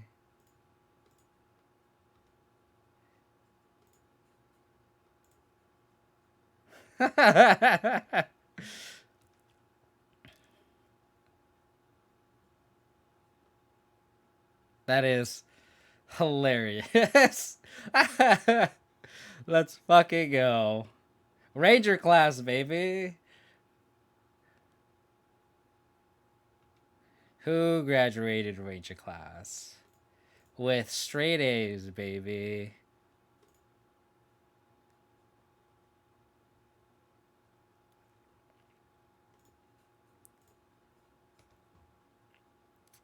Straight A's, baby. Straight A's. Look at my report card, Mom. Look at my report card. All right. How do we fucking win that game, y'all? Oh, fuck me. Noxious Grass seems okay. How's it going, P. Kelly? We are playing Manatraders matches today. And we won this insane game 1 against Mono Green. I think I brought out the Cletuses for sure because we're gonna have Chariots instead, and Cletus doesn't do much in this matchup. The Go Blanks are kind of sus in this matchup, but it's just a minor on this control matchup's fine. I think if we trim a Decay because there's not much targets. Maybe we just want one Go Blank. Maybe we don't want two. A Decay can at least take out a Portable Hole, a Shark Token. So I just have one.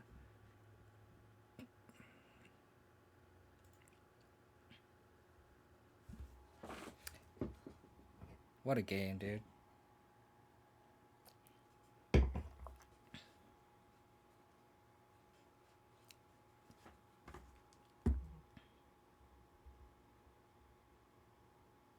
That was a game. Ranger class has proven to be very good. Like, even just, like, growing those Cletuses, like, that bought us enough time to where the Sharks weren't lethal. Granted, we did have another 2-3 flyer from the Storm, but still, right? Like, they could have tucked the token with the Fairy, and then, like, attack with 8. So, like, the fact that we gained that much life from the Cletus, we gained 5 and then 7, so we gained, like, 12 life. Crazy.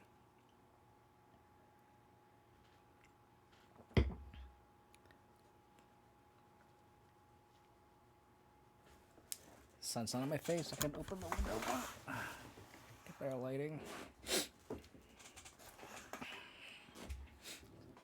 The way like my house is set up is like my office window faces like the driveway of like the duplexes. Like my next door's like we're in a duplex, so the other house's driveway, and the car faces in it always blinds me. So it's always like I always feel like I'm like dark, but then if I have the curtain up, like it blinds me. Like the sunlight hitting the hood of my neighbor's car is like insane. Dude, even sideboarding our opponent is taking their sweet time.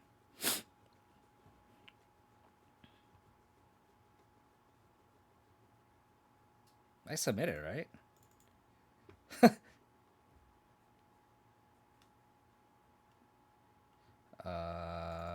Moto?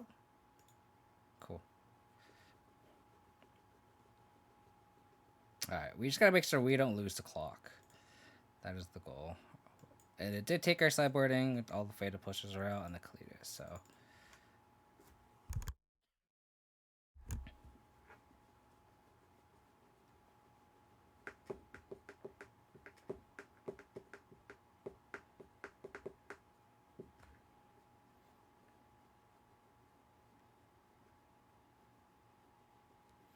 Three minutes. Opponent's wasting valuable time. Start of the game, 3 minutes left. Game 2. Alright, is the opponent just gonna make me wait the 3 minutes? Is that really what they're going to do?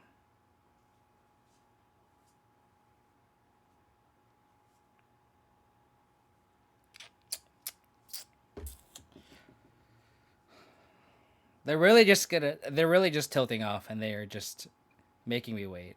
Is that what's really happening? Because they waited the whole time for sideboarding.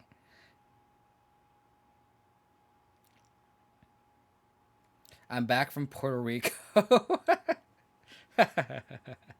I can't tell if you're seriously asking about Master Round, but just in case you are, this is game 2 of Blowy Control. And we won game 1. Ranger class, dude. Ranger class dug us into the last Trespasser off the top for Exactsies. We had a Trespasser in play. Opponent was at 2 life. We attacked a Trespasser, played the Trespasser off the top of our library for the win. And I think our opponent is just tilted now because they took all the time sideboarding and then they're just not doing anything for the last 2 minutes. So they're literally wasting their time trying to waste our time. How's it going, Last God? Is Jadelight Ranger really worth the slot? I really like Jadelight Ranger. Something that me and Mark Willing in the chat has been testing. It's a card that, if you compare this to like, okay, cool.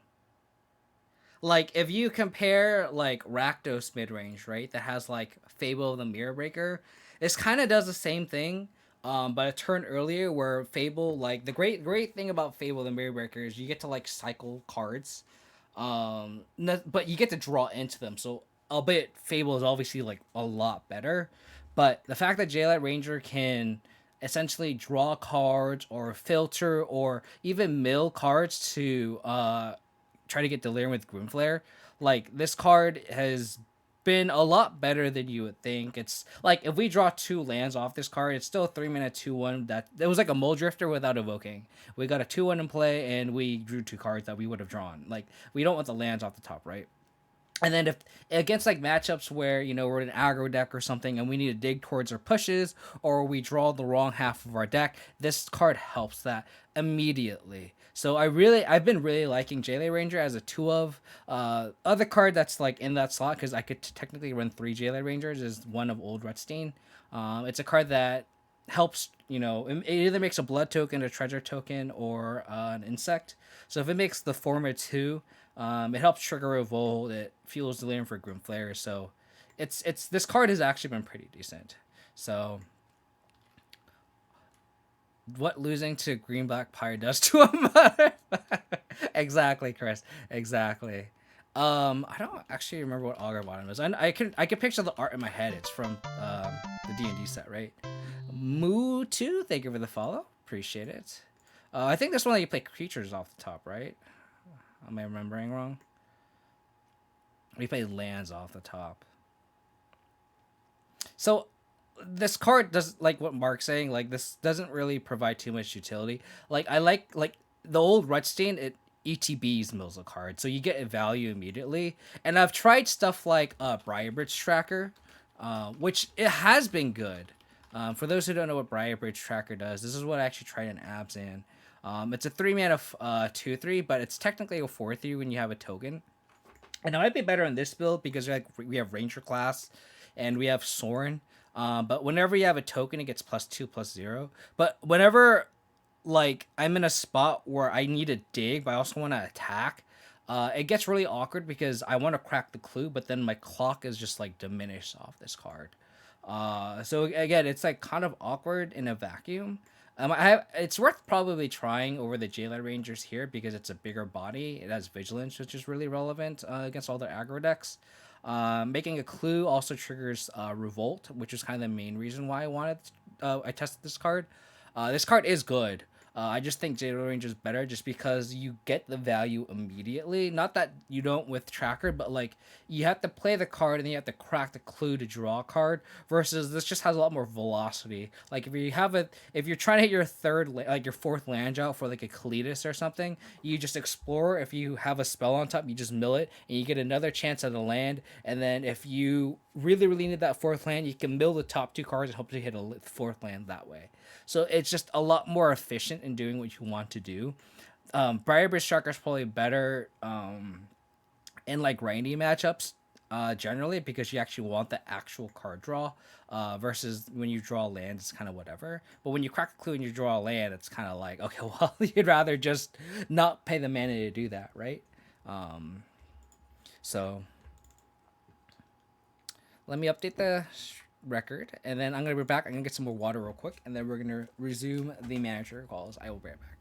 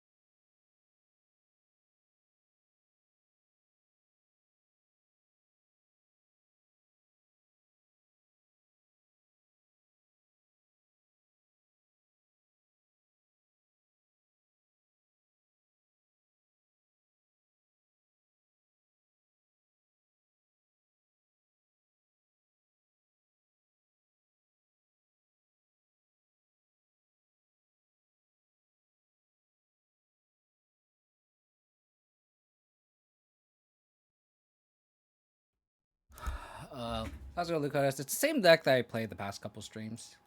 But let me get that to you since Stream Decker's down. Would blue play the card that says 2/1 flyer? Look at the top two cards that I put all land in hand and put back any cards in any order. Okay, right? That's true. That's course 7, your same problem, murderous, righteous, or rule, Sedgewar, which are the things I personally want to play in this slot, though. So, Dead Core Savager, you already have Graveyard Trespasser, and I don't think you want Trespassers 5 through 6. And you don't really care about the cost reduction. Everything is kind of lean in this deck. Murderous Rider is a consideration, just because it's a solid removal spell. So, Roof is a card that is maybe worth considering. Worth testing. I just don't like. You gotta compare it to Old Rusty and Jailer Ranger. You get the value immediately. So Rolf kind of just doesn't do anything immediately. So that's what put me off the card. But maybe it's worth testing. The Sedgewar Witch is kind of the same vein, but Sedgewar Witch is kind of cool because it does have the ward as well. So it might be worth testing Sedgewar Witch as well. I think those are really good suggestions. So I really appreciate it, Last God. I think all of those are definitely worth testing. I'm actually gonna copy and paste that into my Discord, just so I have it documented. Because again, this archetype is really unexplored. I think a lot of the black green rock decks that people playing right now are Obosh builds. So they're leaning into like Llanowar Elf, Love Struck Beast, stuff like that. And then like there's all these other rock decks I've seen that 5-0, and they go a lot bigger. They have like 26 lands. They play Sylvan Advocate, and I'm not a fan of Sylvan Advocate. So I think this is a card that this is a build that's a little bit more low to the ground. It feels more like modern 2018, 2019, 2017. Um, and without a Liliana the Veil, there's a lot of huge void in the 3-drop slot, and I think all of the suggestions you made are worth exploring. Definitely the Murder Cider. The Sorelf is interesting depending on if it's an aggro matchup. Sedgewar Witch is interesting as well. Definitely since we have, 9 plus 6, so 15. It's non-creature or instant or sorcery? Yeah, so it's only 9 plus 6. So it's only 15 instant or sorcery, so you didn't get much value out of this. But again, worth considering, right? If that show their link is real, I think Blacking gets a lot cooler. I agree. I literally just copy and pasted your message last caught into the Discord, into my Discord, so I can refer to later.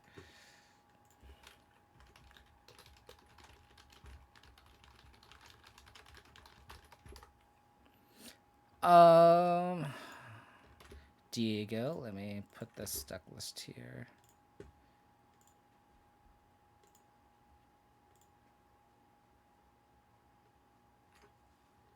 I've been paired against Cristo Risordo.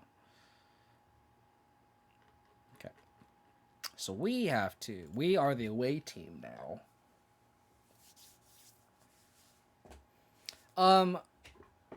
Mark, I can DM it to you because I don't want to post a spoiler in the chat. So Matt, who is in my Discord, actually DM'd me it, and I can send it to you. Oh, you're in the Discord, right? Here, let me send it through Twitter. I don't know if I can send pictures through Twitter, but I'll try.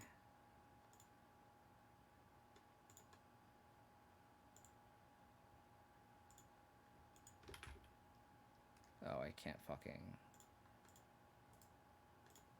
copy.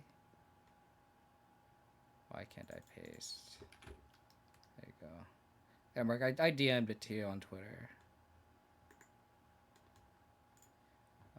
Where the hell is my opponent?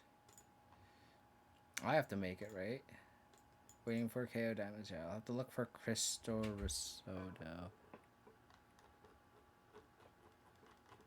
Alright, well. I don't know what to do. Ah.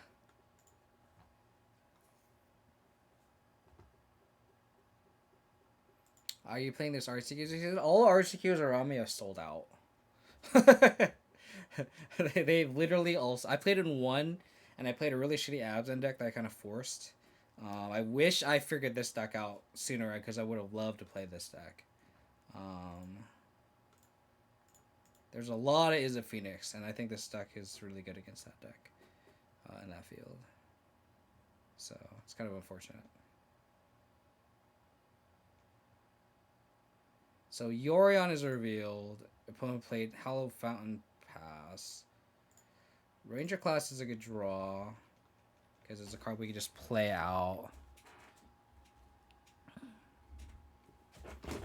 I think I saw a snippet of on Twitter. I think I saw that they were considering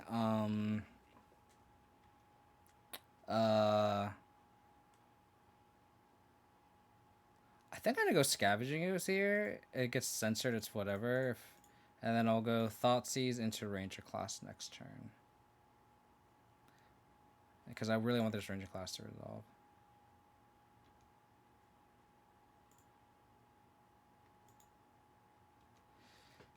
But I saw there was like a Planeswalker reprint, which is kind of cool.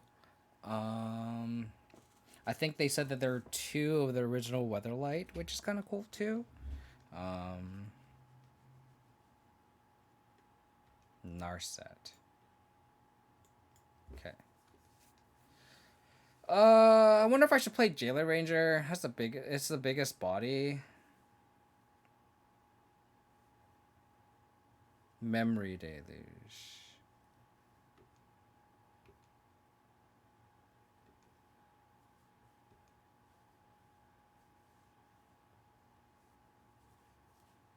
Yeah, I think I go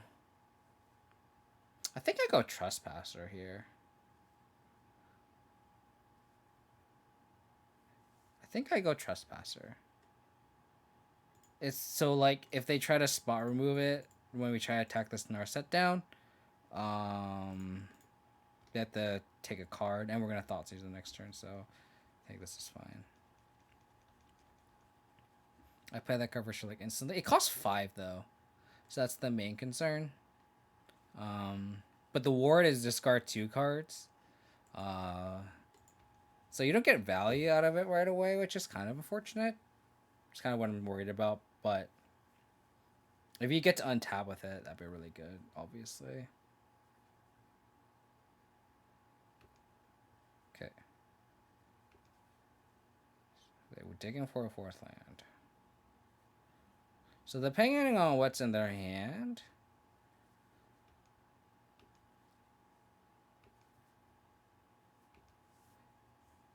So does this draw? Put that card into your hand, so it's not a draw effect.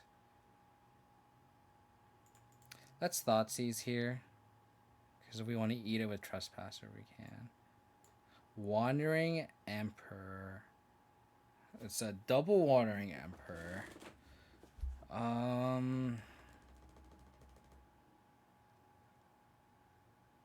Do we actually have any draw spells? It's only Sorin, right, that we care about? Put in your hand. Though, so it only really stops blood tokens. The Narset. Oh, I guess the Underdog. Like, am I ever gonna regret not attacking this Narset down? I don't know, maybe. I think I take the Verdict, though.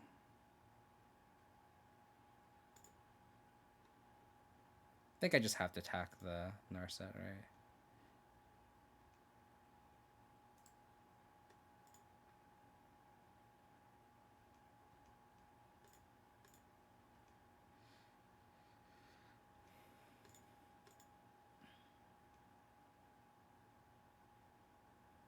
So, do I want to play Jailer Ranger or do I want to go Ranger class? I think I'll go Ranger. I think I'll go Jailer Ranger.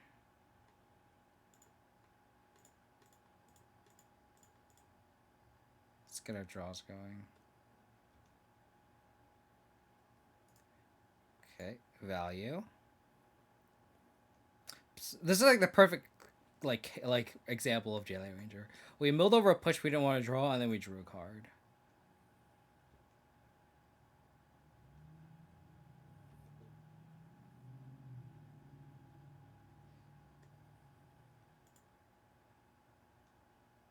So let's see if they Wandering Emperor here. I want to exile the Scavenger Use in case you top deck a Grim Flare.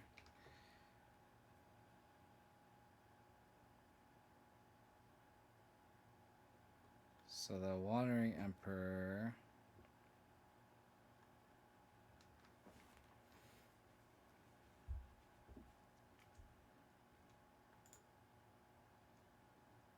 Probably exile the Jailer Ranger. Oh. Interesting.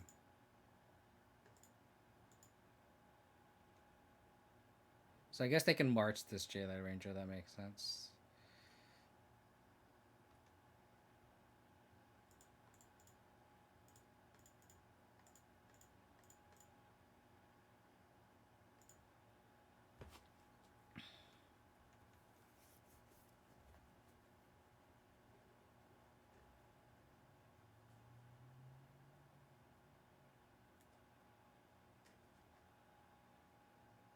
Okay.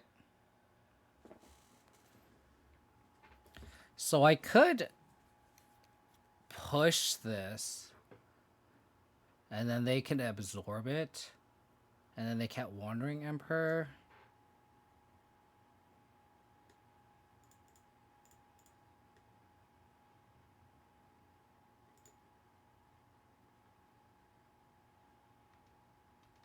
Oh, I should have waited until unstep.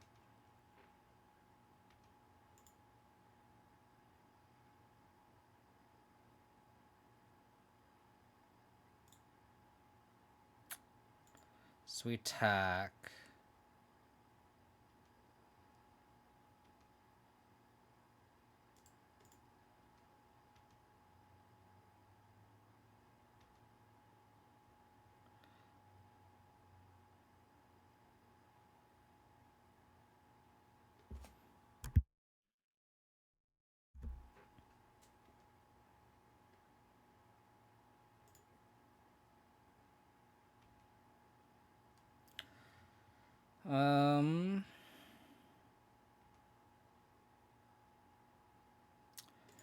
So I'm trying to figure out if I want to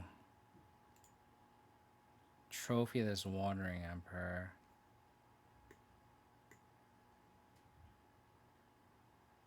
So they can make a token and then plus.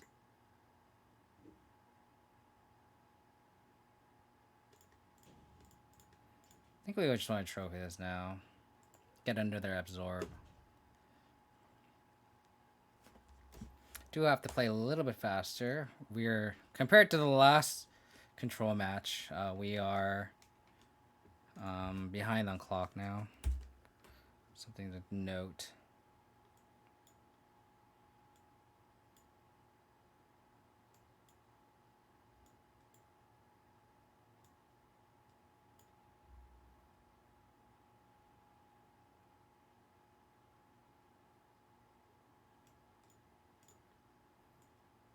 Okay. So if we don't draw anything, we can just level this up twice. Not the worst thing.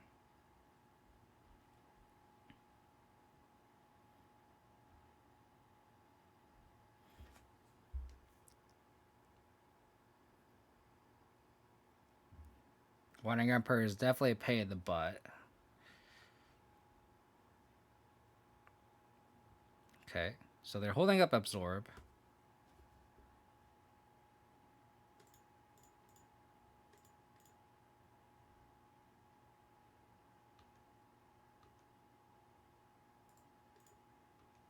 I think I'll grow the wolf.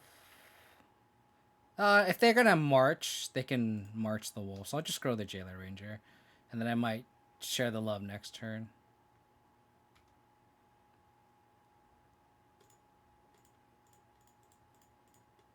All right, what am I drawing?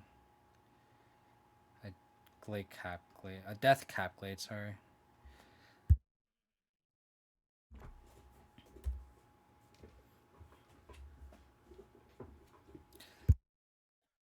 A lot of control in this Manatraders event, I guess, huh? Thing is, we're actually playing slower than our opponent this game. I have to be a little more mindful of that. Maybe it was the beginning of the game. I just need to utilize my F6 a little bit more. Make sure they at least even up in time, at least for this turn, as they're casting spells.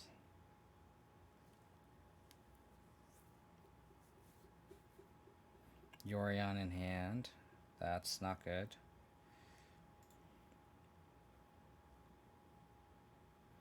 Okay.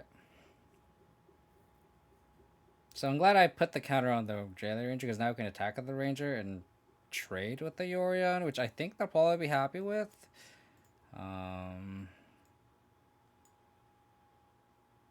We draw a trophy. We trophy Yorion, attack for 7. Or I guess we can't draw a trophy because we have Death Calculate, right? Hopefully we cast some creatures after this Death Calculate. Yeah, we're going to be out on clock now.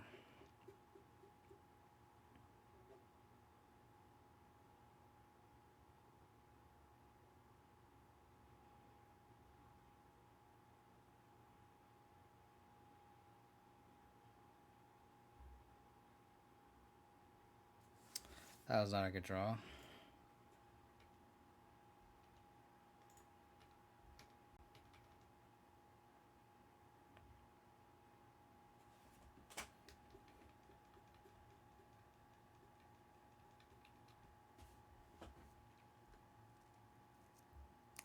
The 8th card, man. It's really good.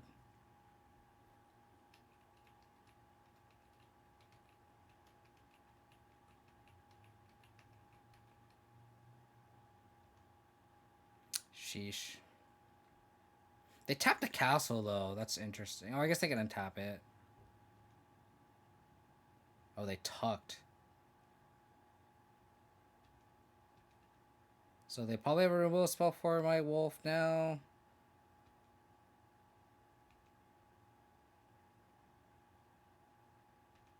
So attack. I probably won't even cast this Thoughtseize. Probably need to sandbag it.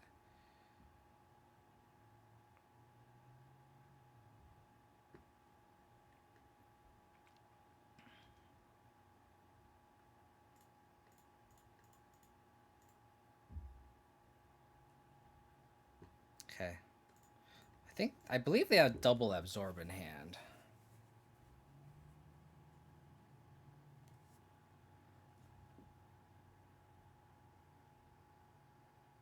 They should technically let this resolve. Uh-oh.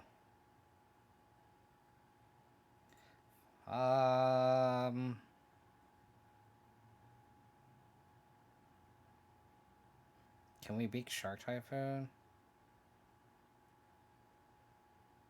Can we beat Absorb? Don't think we can beat any of these.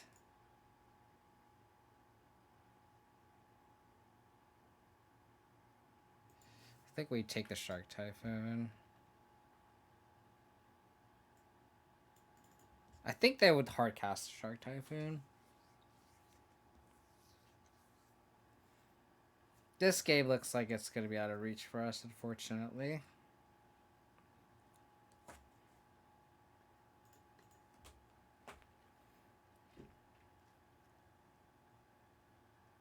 How's it going, Solaris? Hope you're doing well, buddy. Nice. Nice thoughtseize, Bug.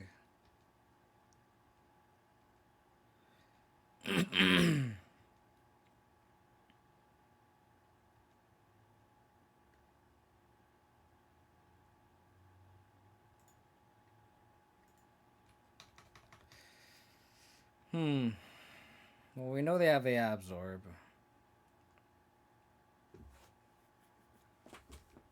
Couple murder traders? Maybe. Something I'll probably test later. Oh.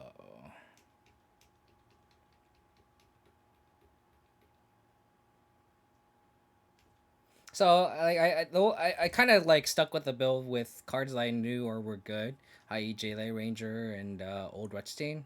But like again, like I think that's a card that Last Scott suggested earlier, and cards I do want to try out for sure. Oh man, we are fucked. We are fucked here. So now every time we cast the next time they absorb something, they're gonna be 2/3/3 flyers.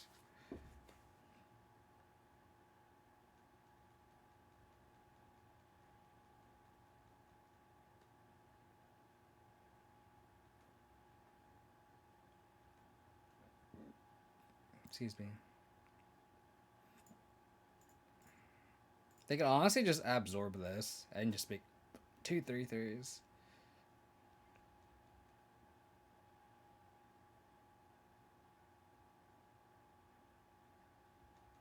Yeah, we're not winning this game. We're gonna try to milk as much clock as we can.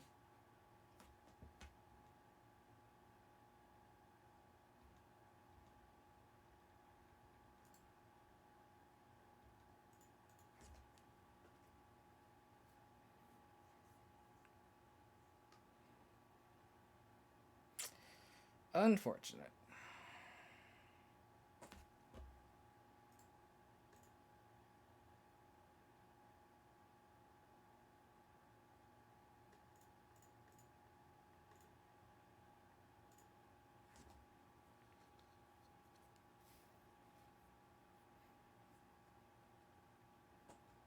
They got the veto. Jeez. 4, 6, 8, 10, 12. Exactsies. Without playing 2 manlands? Yeah. It's just like I think the Urborg is really important with Fable Passage, and I think you want Beseiju. I think Beseiju is very important. So we're 2 minutes ahead on clock. So if we win game 2, be mindful of it. But yes, like you can play more manlands. I'll take a closer look at the cyber once I finish cyborging. We don't want the pushes. We can take the Cletuses out. We want Chariot. Just Manowar, thank you for the follow. Appreciate it. Like I said, let me do the sideboarding real quick and then we can go over it together.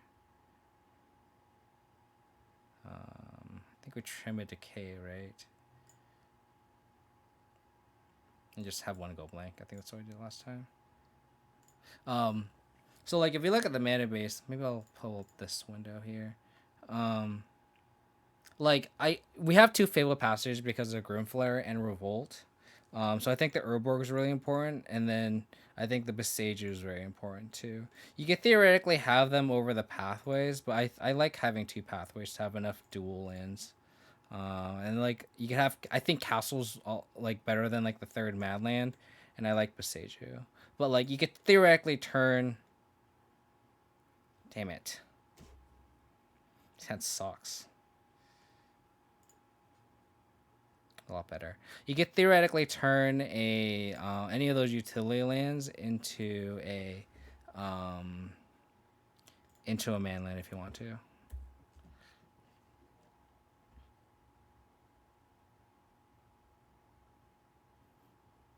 I'd probably put it at like 100-1 odds.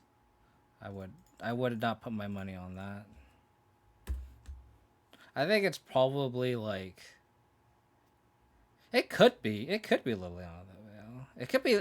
It could be along the veil. Don't want to say it's not. If this Grimflare connects, I'm definitely gonna put a land on top, just so we can our land drops.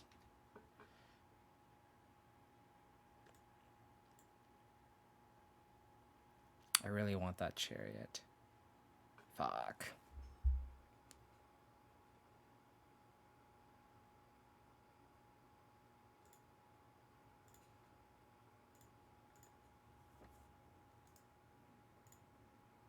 I think to play around Dovin's veto and censor, I'll play a back Grimflare.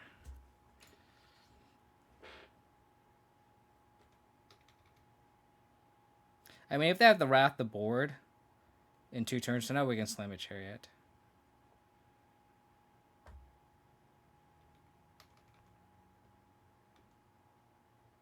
Or if they Wandering Emperor, for example.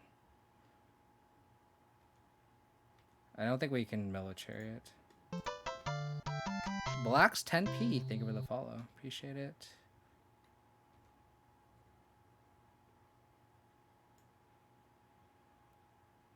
I think I just mill all of these.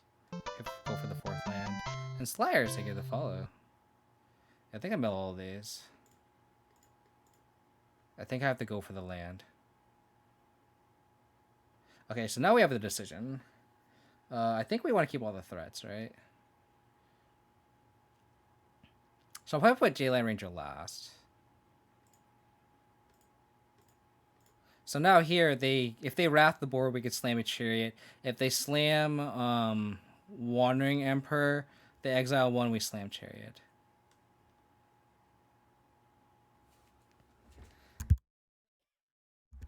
Cool. Who said chariot isn't resolving, huh?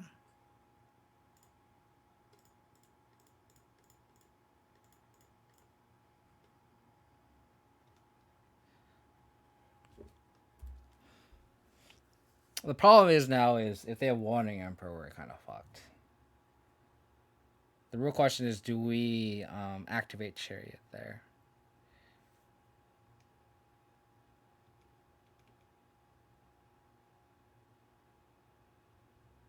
I think we just do it.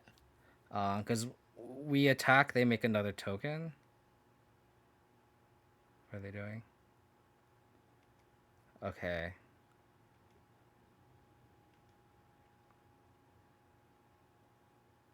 Huh.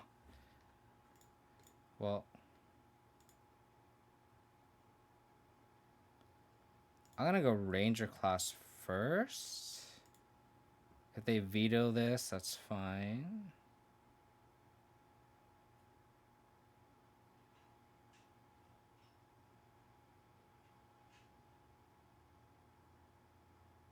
Absorb. Cool. Boom.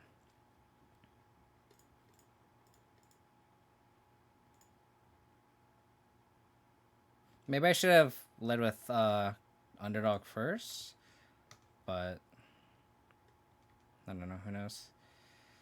So that means they don't have Emperor, because they would have totally just left it up, I think, instead of just like marching a token. Because they definitely could have marched the. I don't know why they didn't march the chariot. Oh, okay.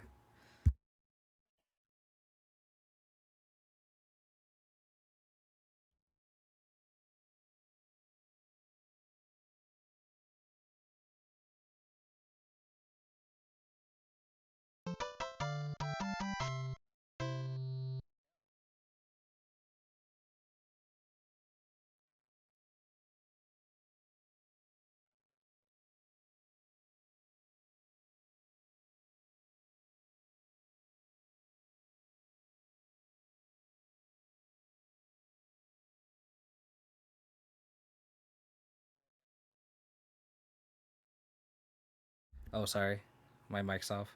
My mic gets so sensitive. It just turns off because of my fan. Which Are you talking about my deck? This is a deck I've been brewing for a while. Um, since I'm gonna play around another March, and I'm gonna crew like that.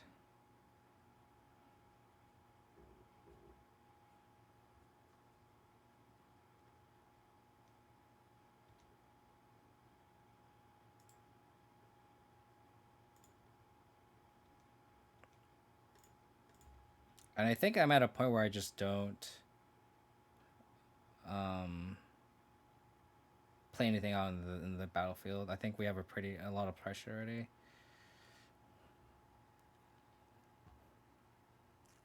I tried Orzhov last god with wandering up around the top end, and I've really liked it. Here go NW Dells. I really liked. So when I played Orzhov, I really liked Gideon, Ally Zendikar, and Wandering Emperor on the top end instead of Soren plus Kalidas. I could also probably have Kalidas. I think like Kalidas plus Wandering Emperor is really good. Okay. Do I take out your Teferi?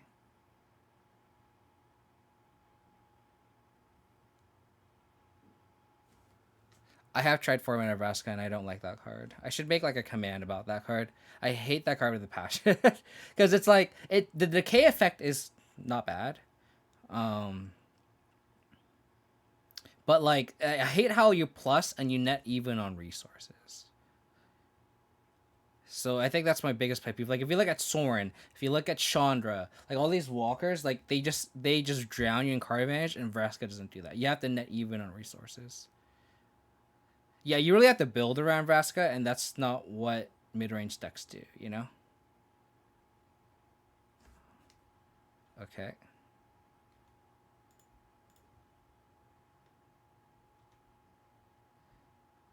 Do I just thirst this? They only have one card in hand.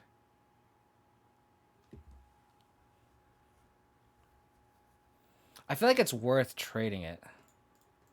I think we have to.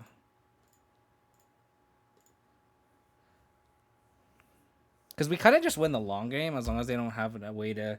Um... Then again, like we need another token for the chariot. Okay.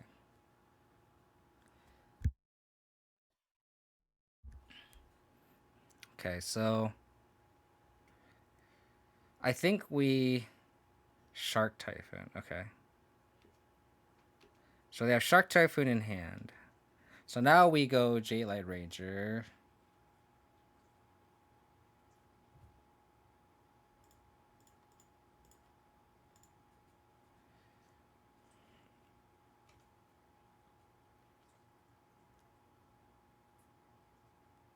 Another chariot. I don't think we want another chariot, right?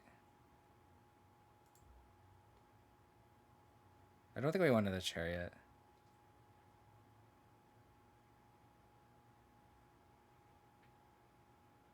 We already have one in hand.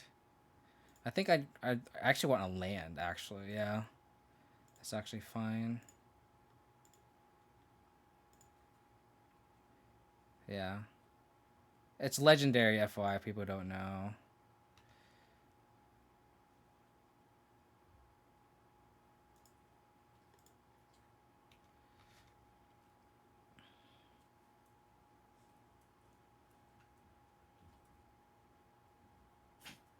So they can...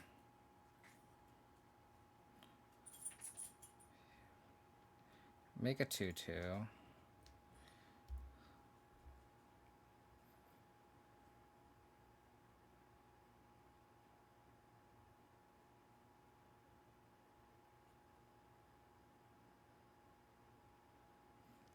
This chariot is just like taking over the game. Are you talking about like that? Oh, aren't your guy friend? Aren't your friend buddy? Aren't you like that meme? I'm very out of touch with these things.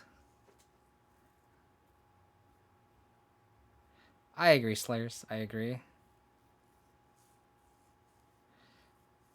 You did a 5-1. Nice, Leo. Congratulations. That's awesome. I'm old. I am too. I am too. Finally have card advantage. I think it's time to try and put them 6 feet under. Yeah. Omen of the Sea.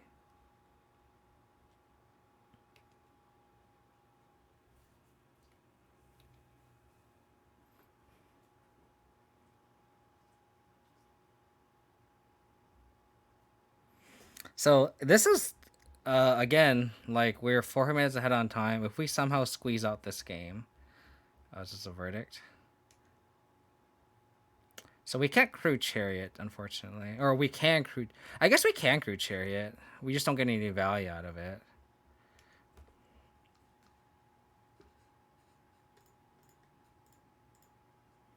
We don't get any value out of it. I think I'm gonna exile a creature from my own graveyard. A redundant Grown Flare.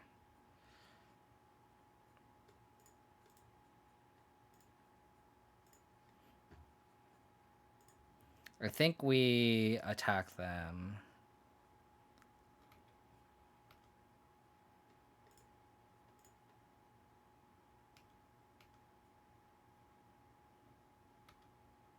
I don't think we care about this Narset anymore. Oh, that's true. I should have attacked the Narset. I'm an idiot. Oh, you're right. You're right. Fuck me.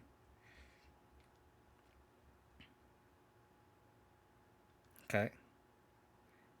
Do we get punished for it?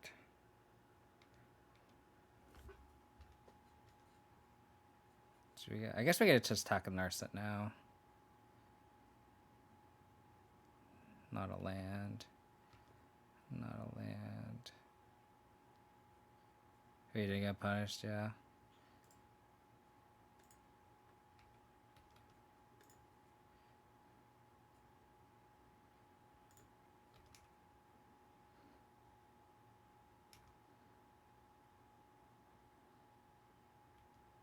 To be fair, if we attack them, they go to 4. The Graveyard Trespasser is lethal too. Something to note. So maybe I should have attacked them.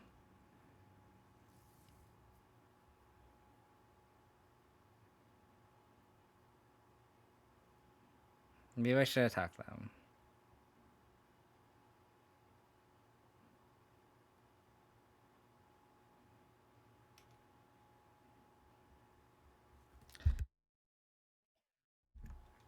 I mean, any 5-mana Planeswalker would be good. Literally any 5-drop would be good here. And the Chariot exchanged for a lot of resources, so I'm not unhappy with it.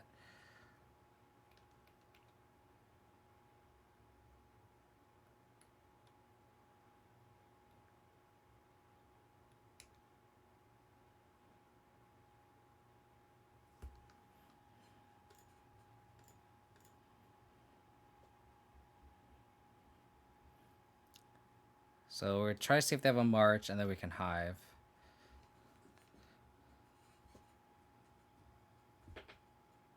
This is an Absorb. That would suck. Because I just gains 3 life.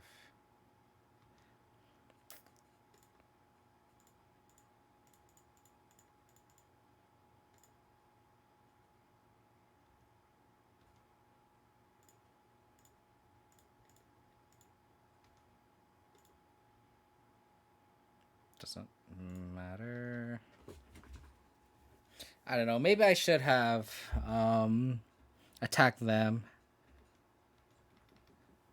Because they'd be at 3, and this Hive attack would be lethal. Maybe I should attack them.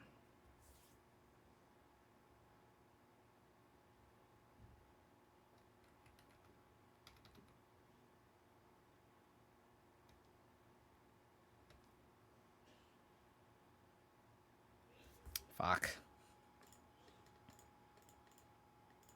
Don't think we're winning this one, Catton. Don't think we're winning this one. Remember when I said I didn't want to draw the other Chariot? I definitely marked my words on that one. They could have nothing. Oh no.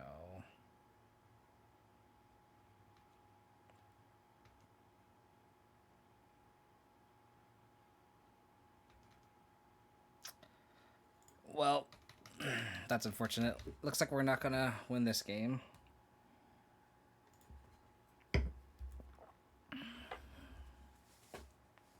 Maybe I wasn't supposed to mill a chariot.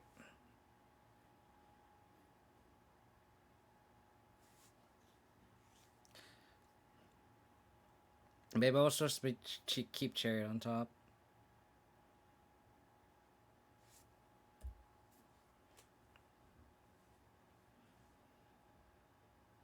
How do we get out of this?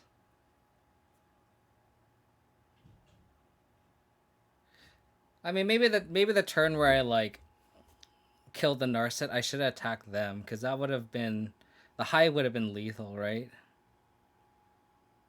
So maybe I play too scared.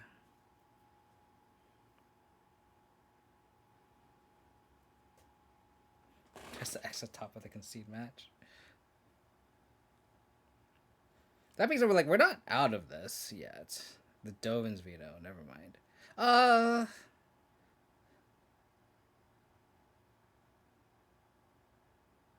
So I have 2 cards. If I draw Ranger, no, Ranger class is too slow.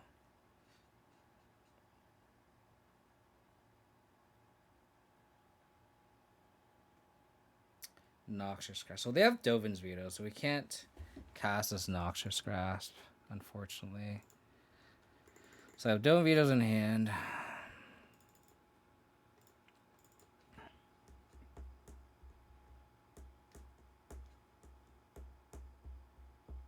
So when you draw a Thoughtseize or a Duress or a Go Blank.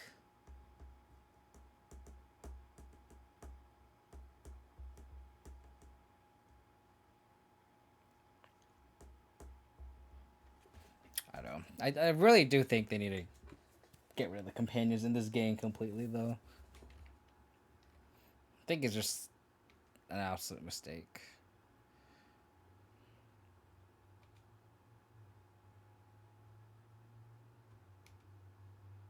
Okay. So they still veto to a Dome. If we draw Go Blink, we have a chance.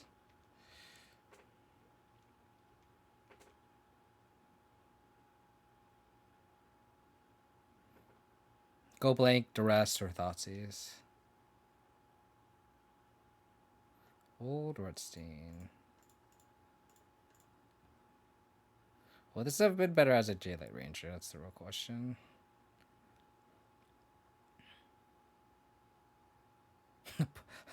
Classic old Redstein value here. Opponent's going to take 20 seconds to read this card.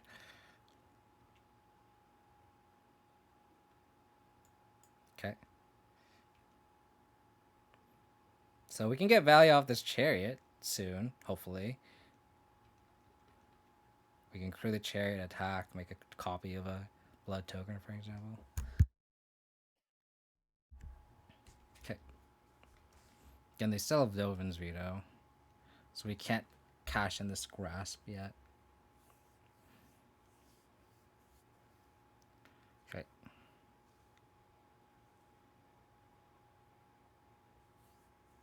This is plenty of time for them to win, though.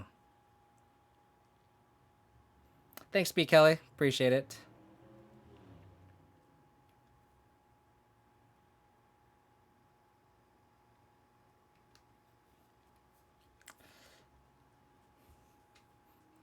Yorion is fun. Huh? Yeah, I mean, Yorion is fun when I 5-0'd with before the companion nerf. Like I had like a Siege Rhino, uh, Stonehorn Dignitary, like kind of cool like deck that was really fun.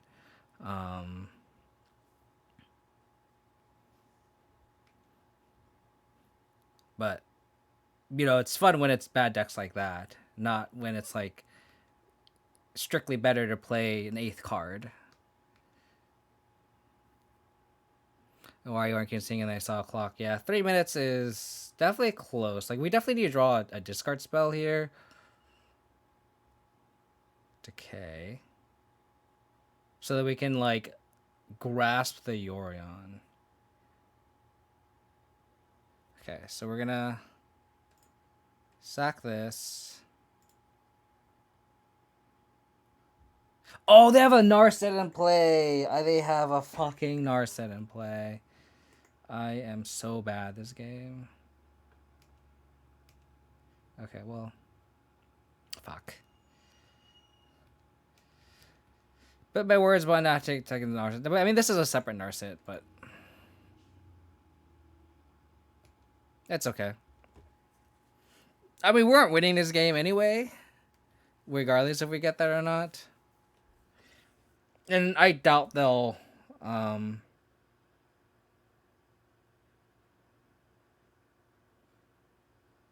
mean, they can attack with Yori on 4 turns in 3 minutes. That's definitely a thing.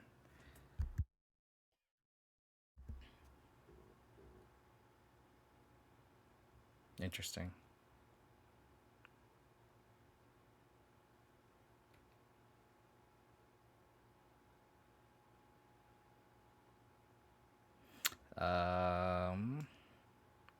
Oh, they have the Narset. Fuck, I can't crack a clue. Can't crack a clue.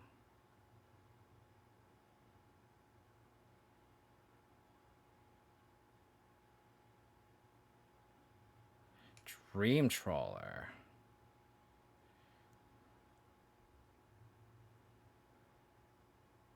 Oh, that's true. Good call, good call. Good call. I should have just done it on their turn. I should have cracked the blood token on their turn. That's a punt.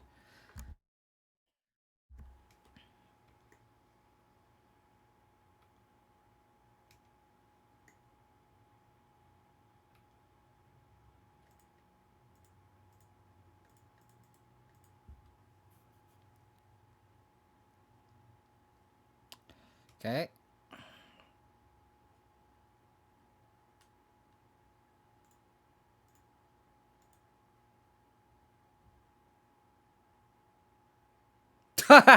Shit. God damn it.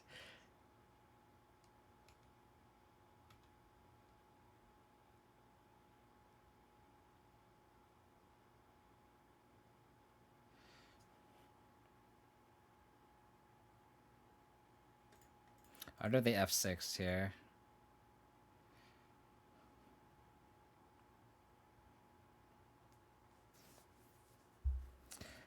Oh, the second veto, huh? What's your game plan to win this match exactly? Time them out. The specific match, time them out. Yeah. I mean, I mean, they have lethal here, so then we're not gonna win this game. But it was definitely worth a shot with like 4 minutes left. And like if we drew a Thoughtseize, and if the second card wasn't Dovin's veto, we would have taken their big clock away, right? So definitely worth the shot, but definitely a minute short here. Because like look how ahead on clock we are. We're ahead by 8 minutes. It's like definitely worth playing it out, right?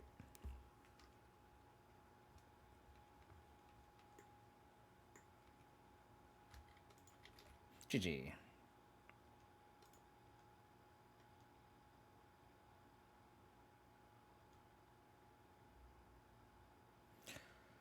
Okay, can't win them all. I mean, the fact that we played control twice this so far today, and when we split it, I'll take it. Honestly, I will take it. Sag, it's okay. No reason to be Sag. No reason to be Sag. Last match of the stream though. 71 viewers. Really appreciate all the people tuning in and hanging out. This is awesome. This is a great. I've noticed that ever since I've been streaming Pioneer and kind of playing more rock, a lot of people have been tuning in my content. So appreciate all the support. I've got a bunch of follows today too, and then a raid from Sandy as well. So just want to give big thanks to everyone who's supported the channel, talking in chat, all the follows today, and people have just been tuning in regularly. Like I've noticed ever since I started seeing Pioneer and kind of built this rock deck and jamming it consistently. People are really interested. I've seen the same people in chat. You know, you are really appreciate it. So I think just give a big shout out and thanks to everyone who's been supporting this channel. As a small streamer, it's and it means a lot.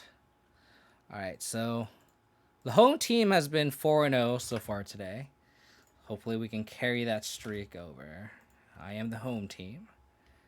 How's it going, Roundsley? Nice long stream from these long matches. I know this is a 2.5-hour stream. 2 control matchups that almost went to time. Of course, I would do that. So this will be a nice 3-hour video for YouTube as well. Oh, this hand is like not good. We're on the draw though, so it might be worth it. It's like this hand's just like really slow out the gate. But I'll keep it because we get 2 draws to like an untap land. We can go like Death Calculate first and then into like Room Flare or something. And if we draw actually it depends on what we draw here because I could go like Fable Passage and then if I draw another land I can go. Oh damn, this is mono green again. Shit. Brineborn Cutthroat. What the hell does that card do?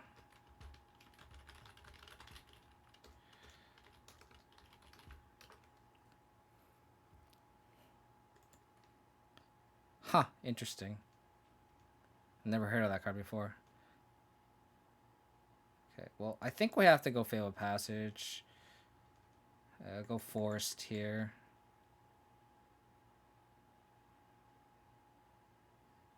Maybe I should have mulliganed this again. This like hand is just so slow out of the gate. Like I don't think this deck's hands being anything outside like mid range and didn't reveal anything, right? Or control potentially.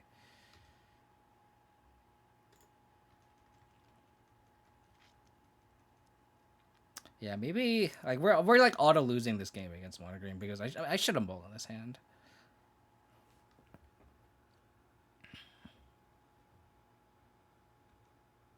So now I'm gonna slam a Cavalier.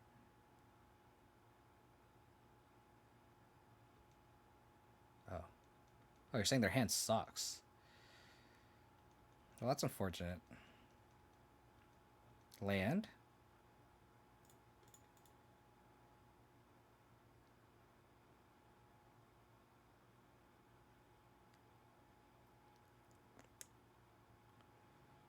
I think I have to play underdog here.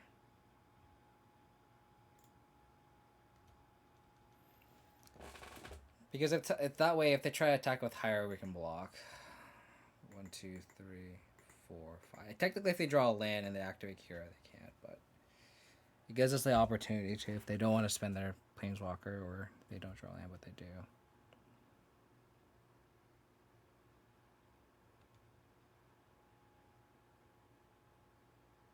This hand is not good against their own hand.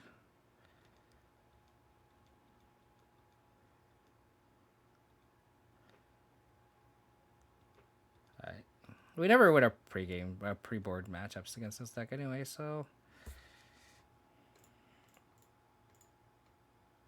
Here I'm going to play Scavenging Ooze, because if they top deck like an Old Growth Troll and we draw an Abrupt Decay, we can Abrupt Decay and eat it with Scoos, versus if we pay like a Grim Flare, it doesn't really accomplish much. If they attack, I think I trade.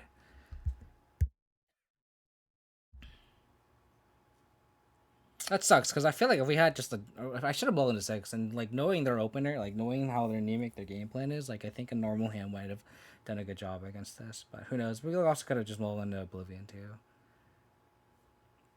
The great unknown of should I have mulliganed. You never know how the game's gonna play out.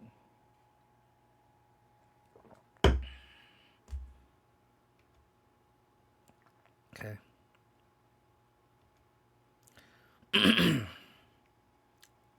So we can Thoughtseize Sky Sovereign. Because they probably block with Lana Ralph, right?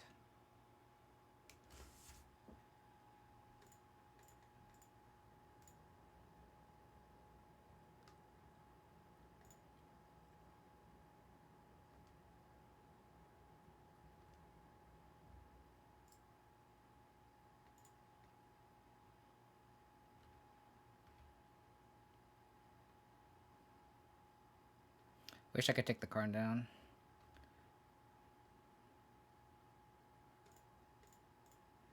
Well, at least we have a formidable board now. We have a Skoos in play. We can theoretically trophy this lair if they act on the defensive. Or the aggressive, too. On the offensive, it's fine as well. Forest. Okay. I like it.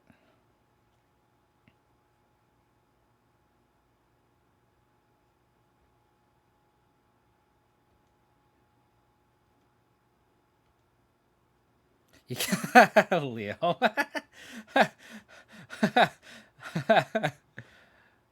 Oh my god, I can't believe you did that.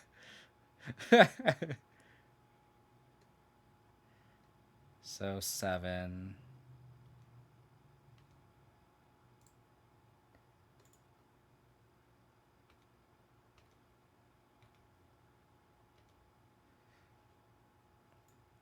Ooh.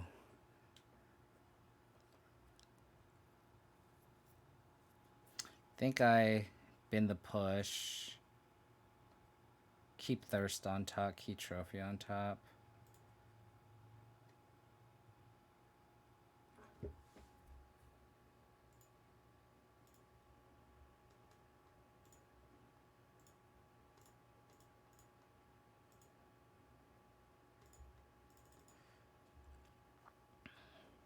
See if they go all on this layer again. Does he have the nutty nuts? Yeah. Understand your sentiment.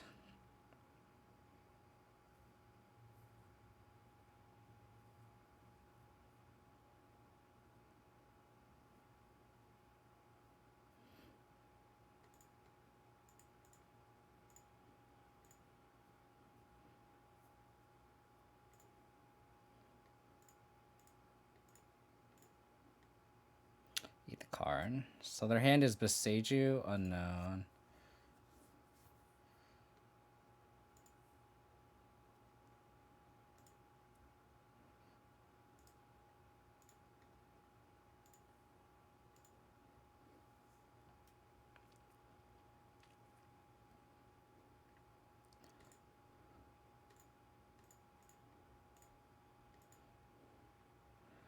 So block here. Take 6.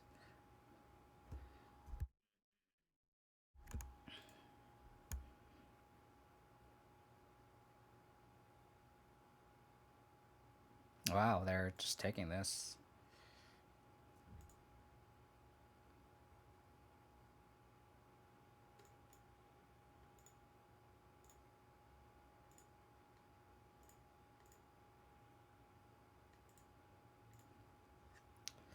So we did a beat Storm.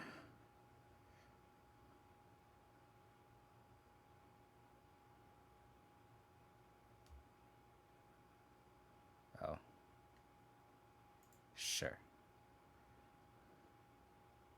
Sure.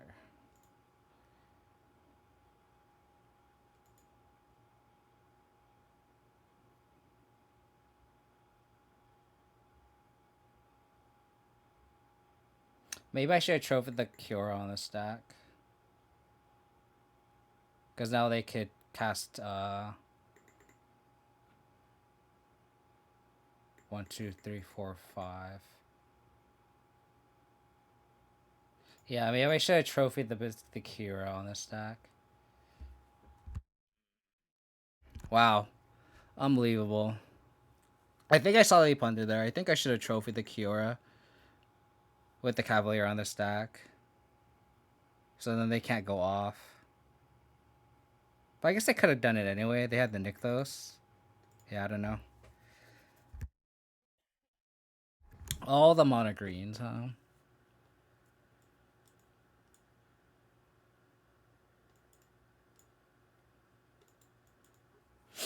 So we take out the Sorens. Trim the pushes. On the draw, I think I brought out the Ranger classes.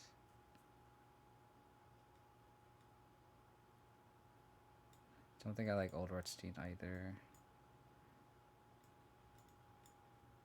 Go like that.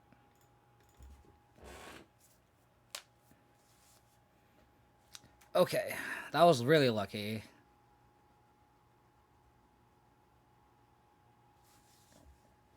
Okay.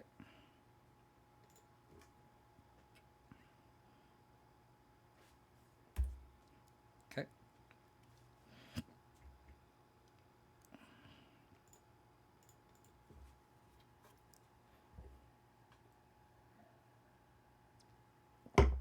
That's your payoff, huh?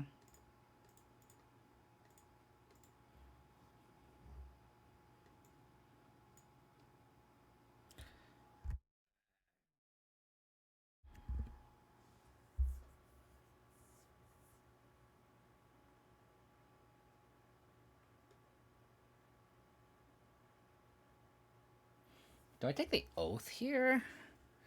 Try to get them off lands.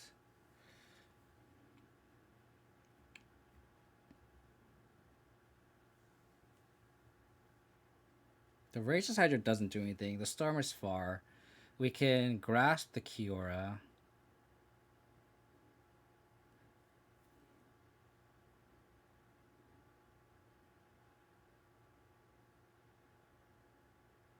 Honestly, is it weird that I just take the oath?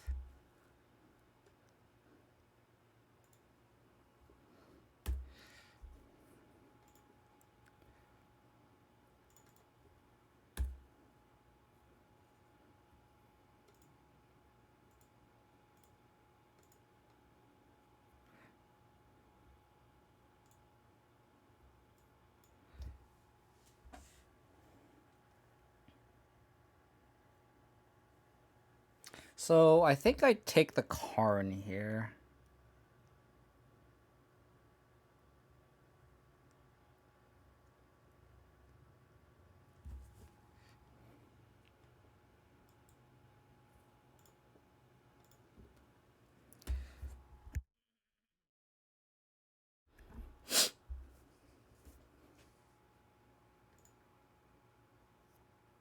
Okay.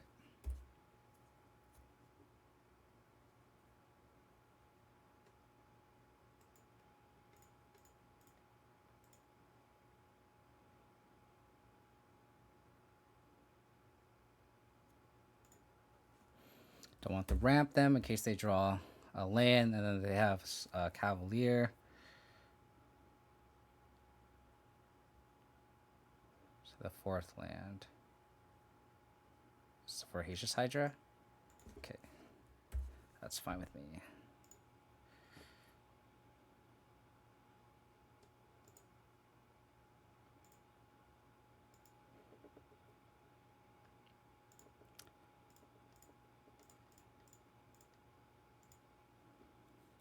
So now here we can Bloodchief's Thirst the Hydra, and then Jade Light Ranger if they don't have anything.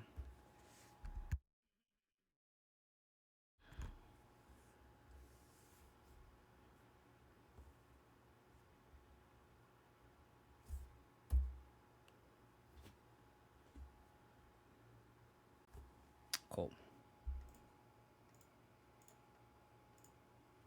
So they've been hitting all their land drops, so they can hit. They can potentially cast Storm the Festival next turn.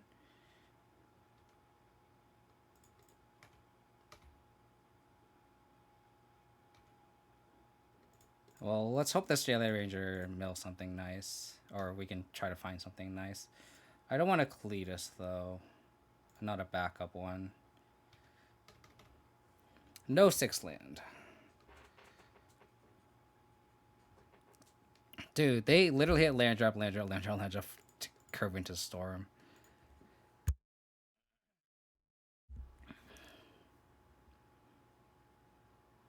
How good is their Storm?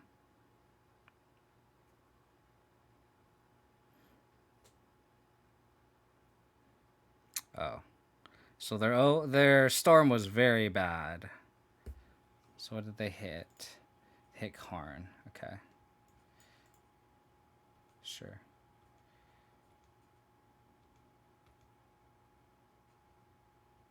Decay.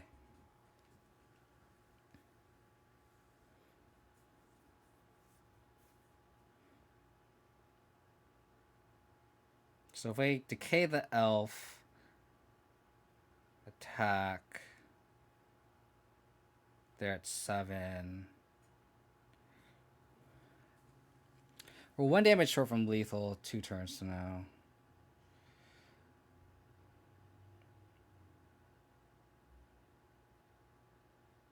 So they can potentially Karn. I think I decay here.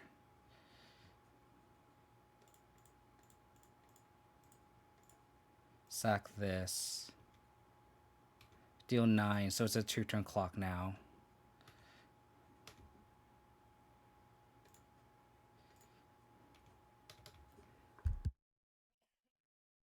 So they had just Karn, 1 unknown. We have Epic Downfall to kill.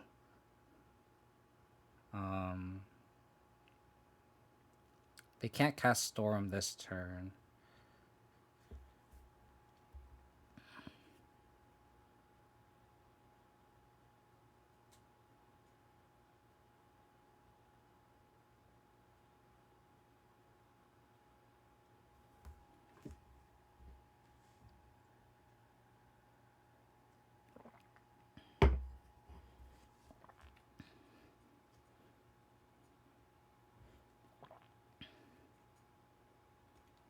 Okay.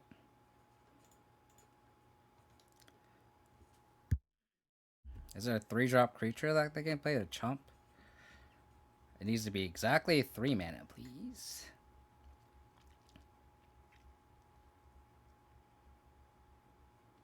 Okay.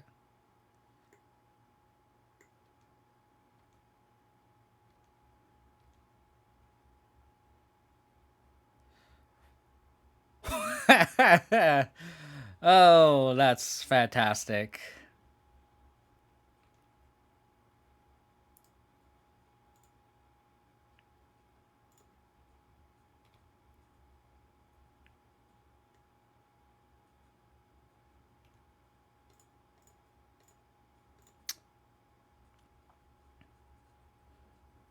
Oh, it'd probably be Nick though, Steve F. Drury.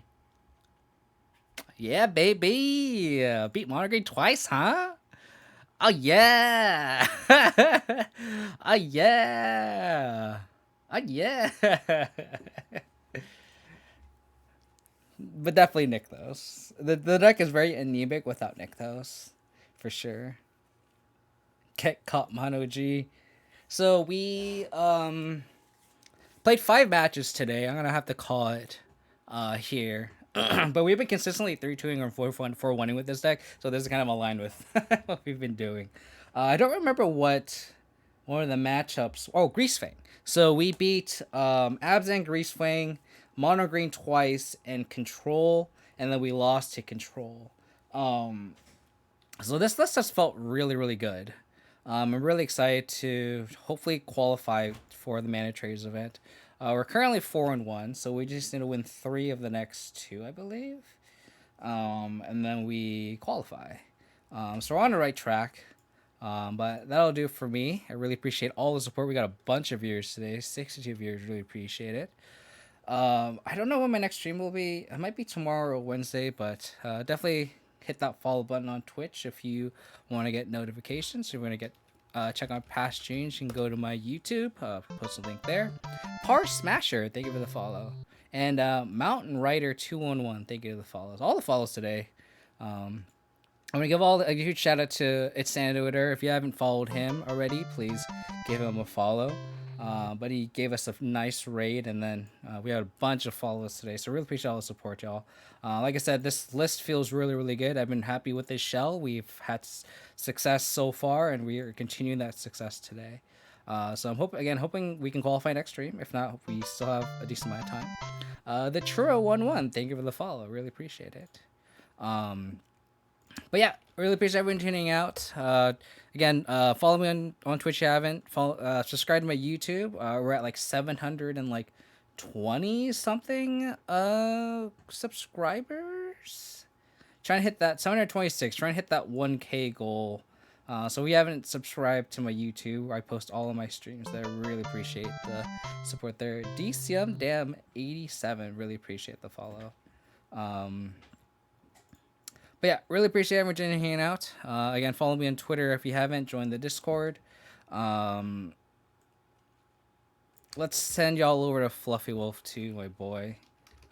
Playing some modern all-in strip mine. His stream is just starting, so this would be kind of perfect timing to tune in. I'm going to wait for this ad to finish before I send y'all over. But again, really appreciate everyone tuning out. Again, hit that follow. I don't know when I'll be going live, so definitely hit that follow button where you can get that notification. So yeah, really appreciate everyone tuning out. Let's send Fluffy some more. Take care. Bye. To the wolf, exactly, Ascot.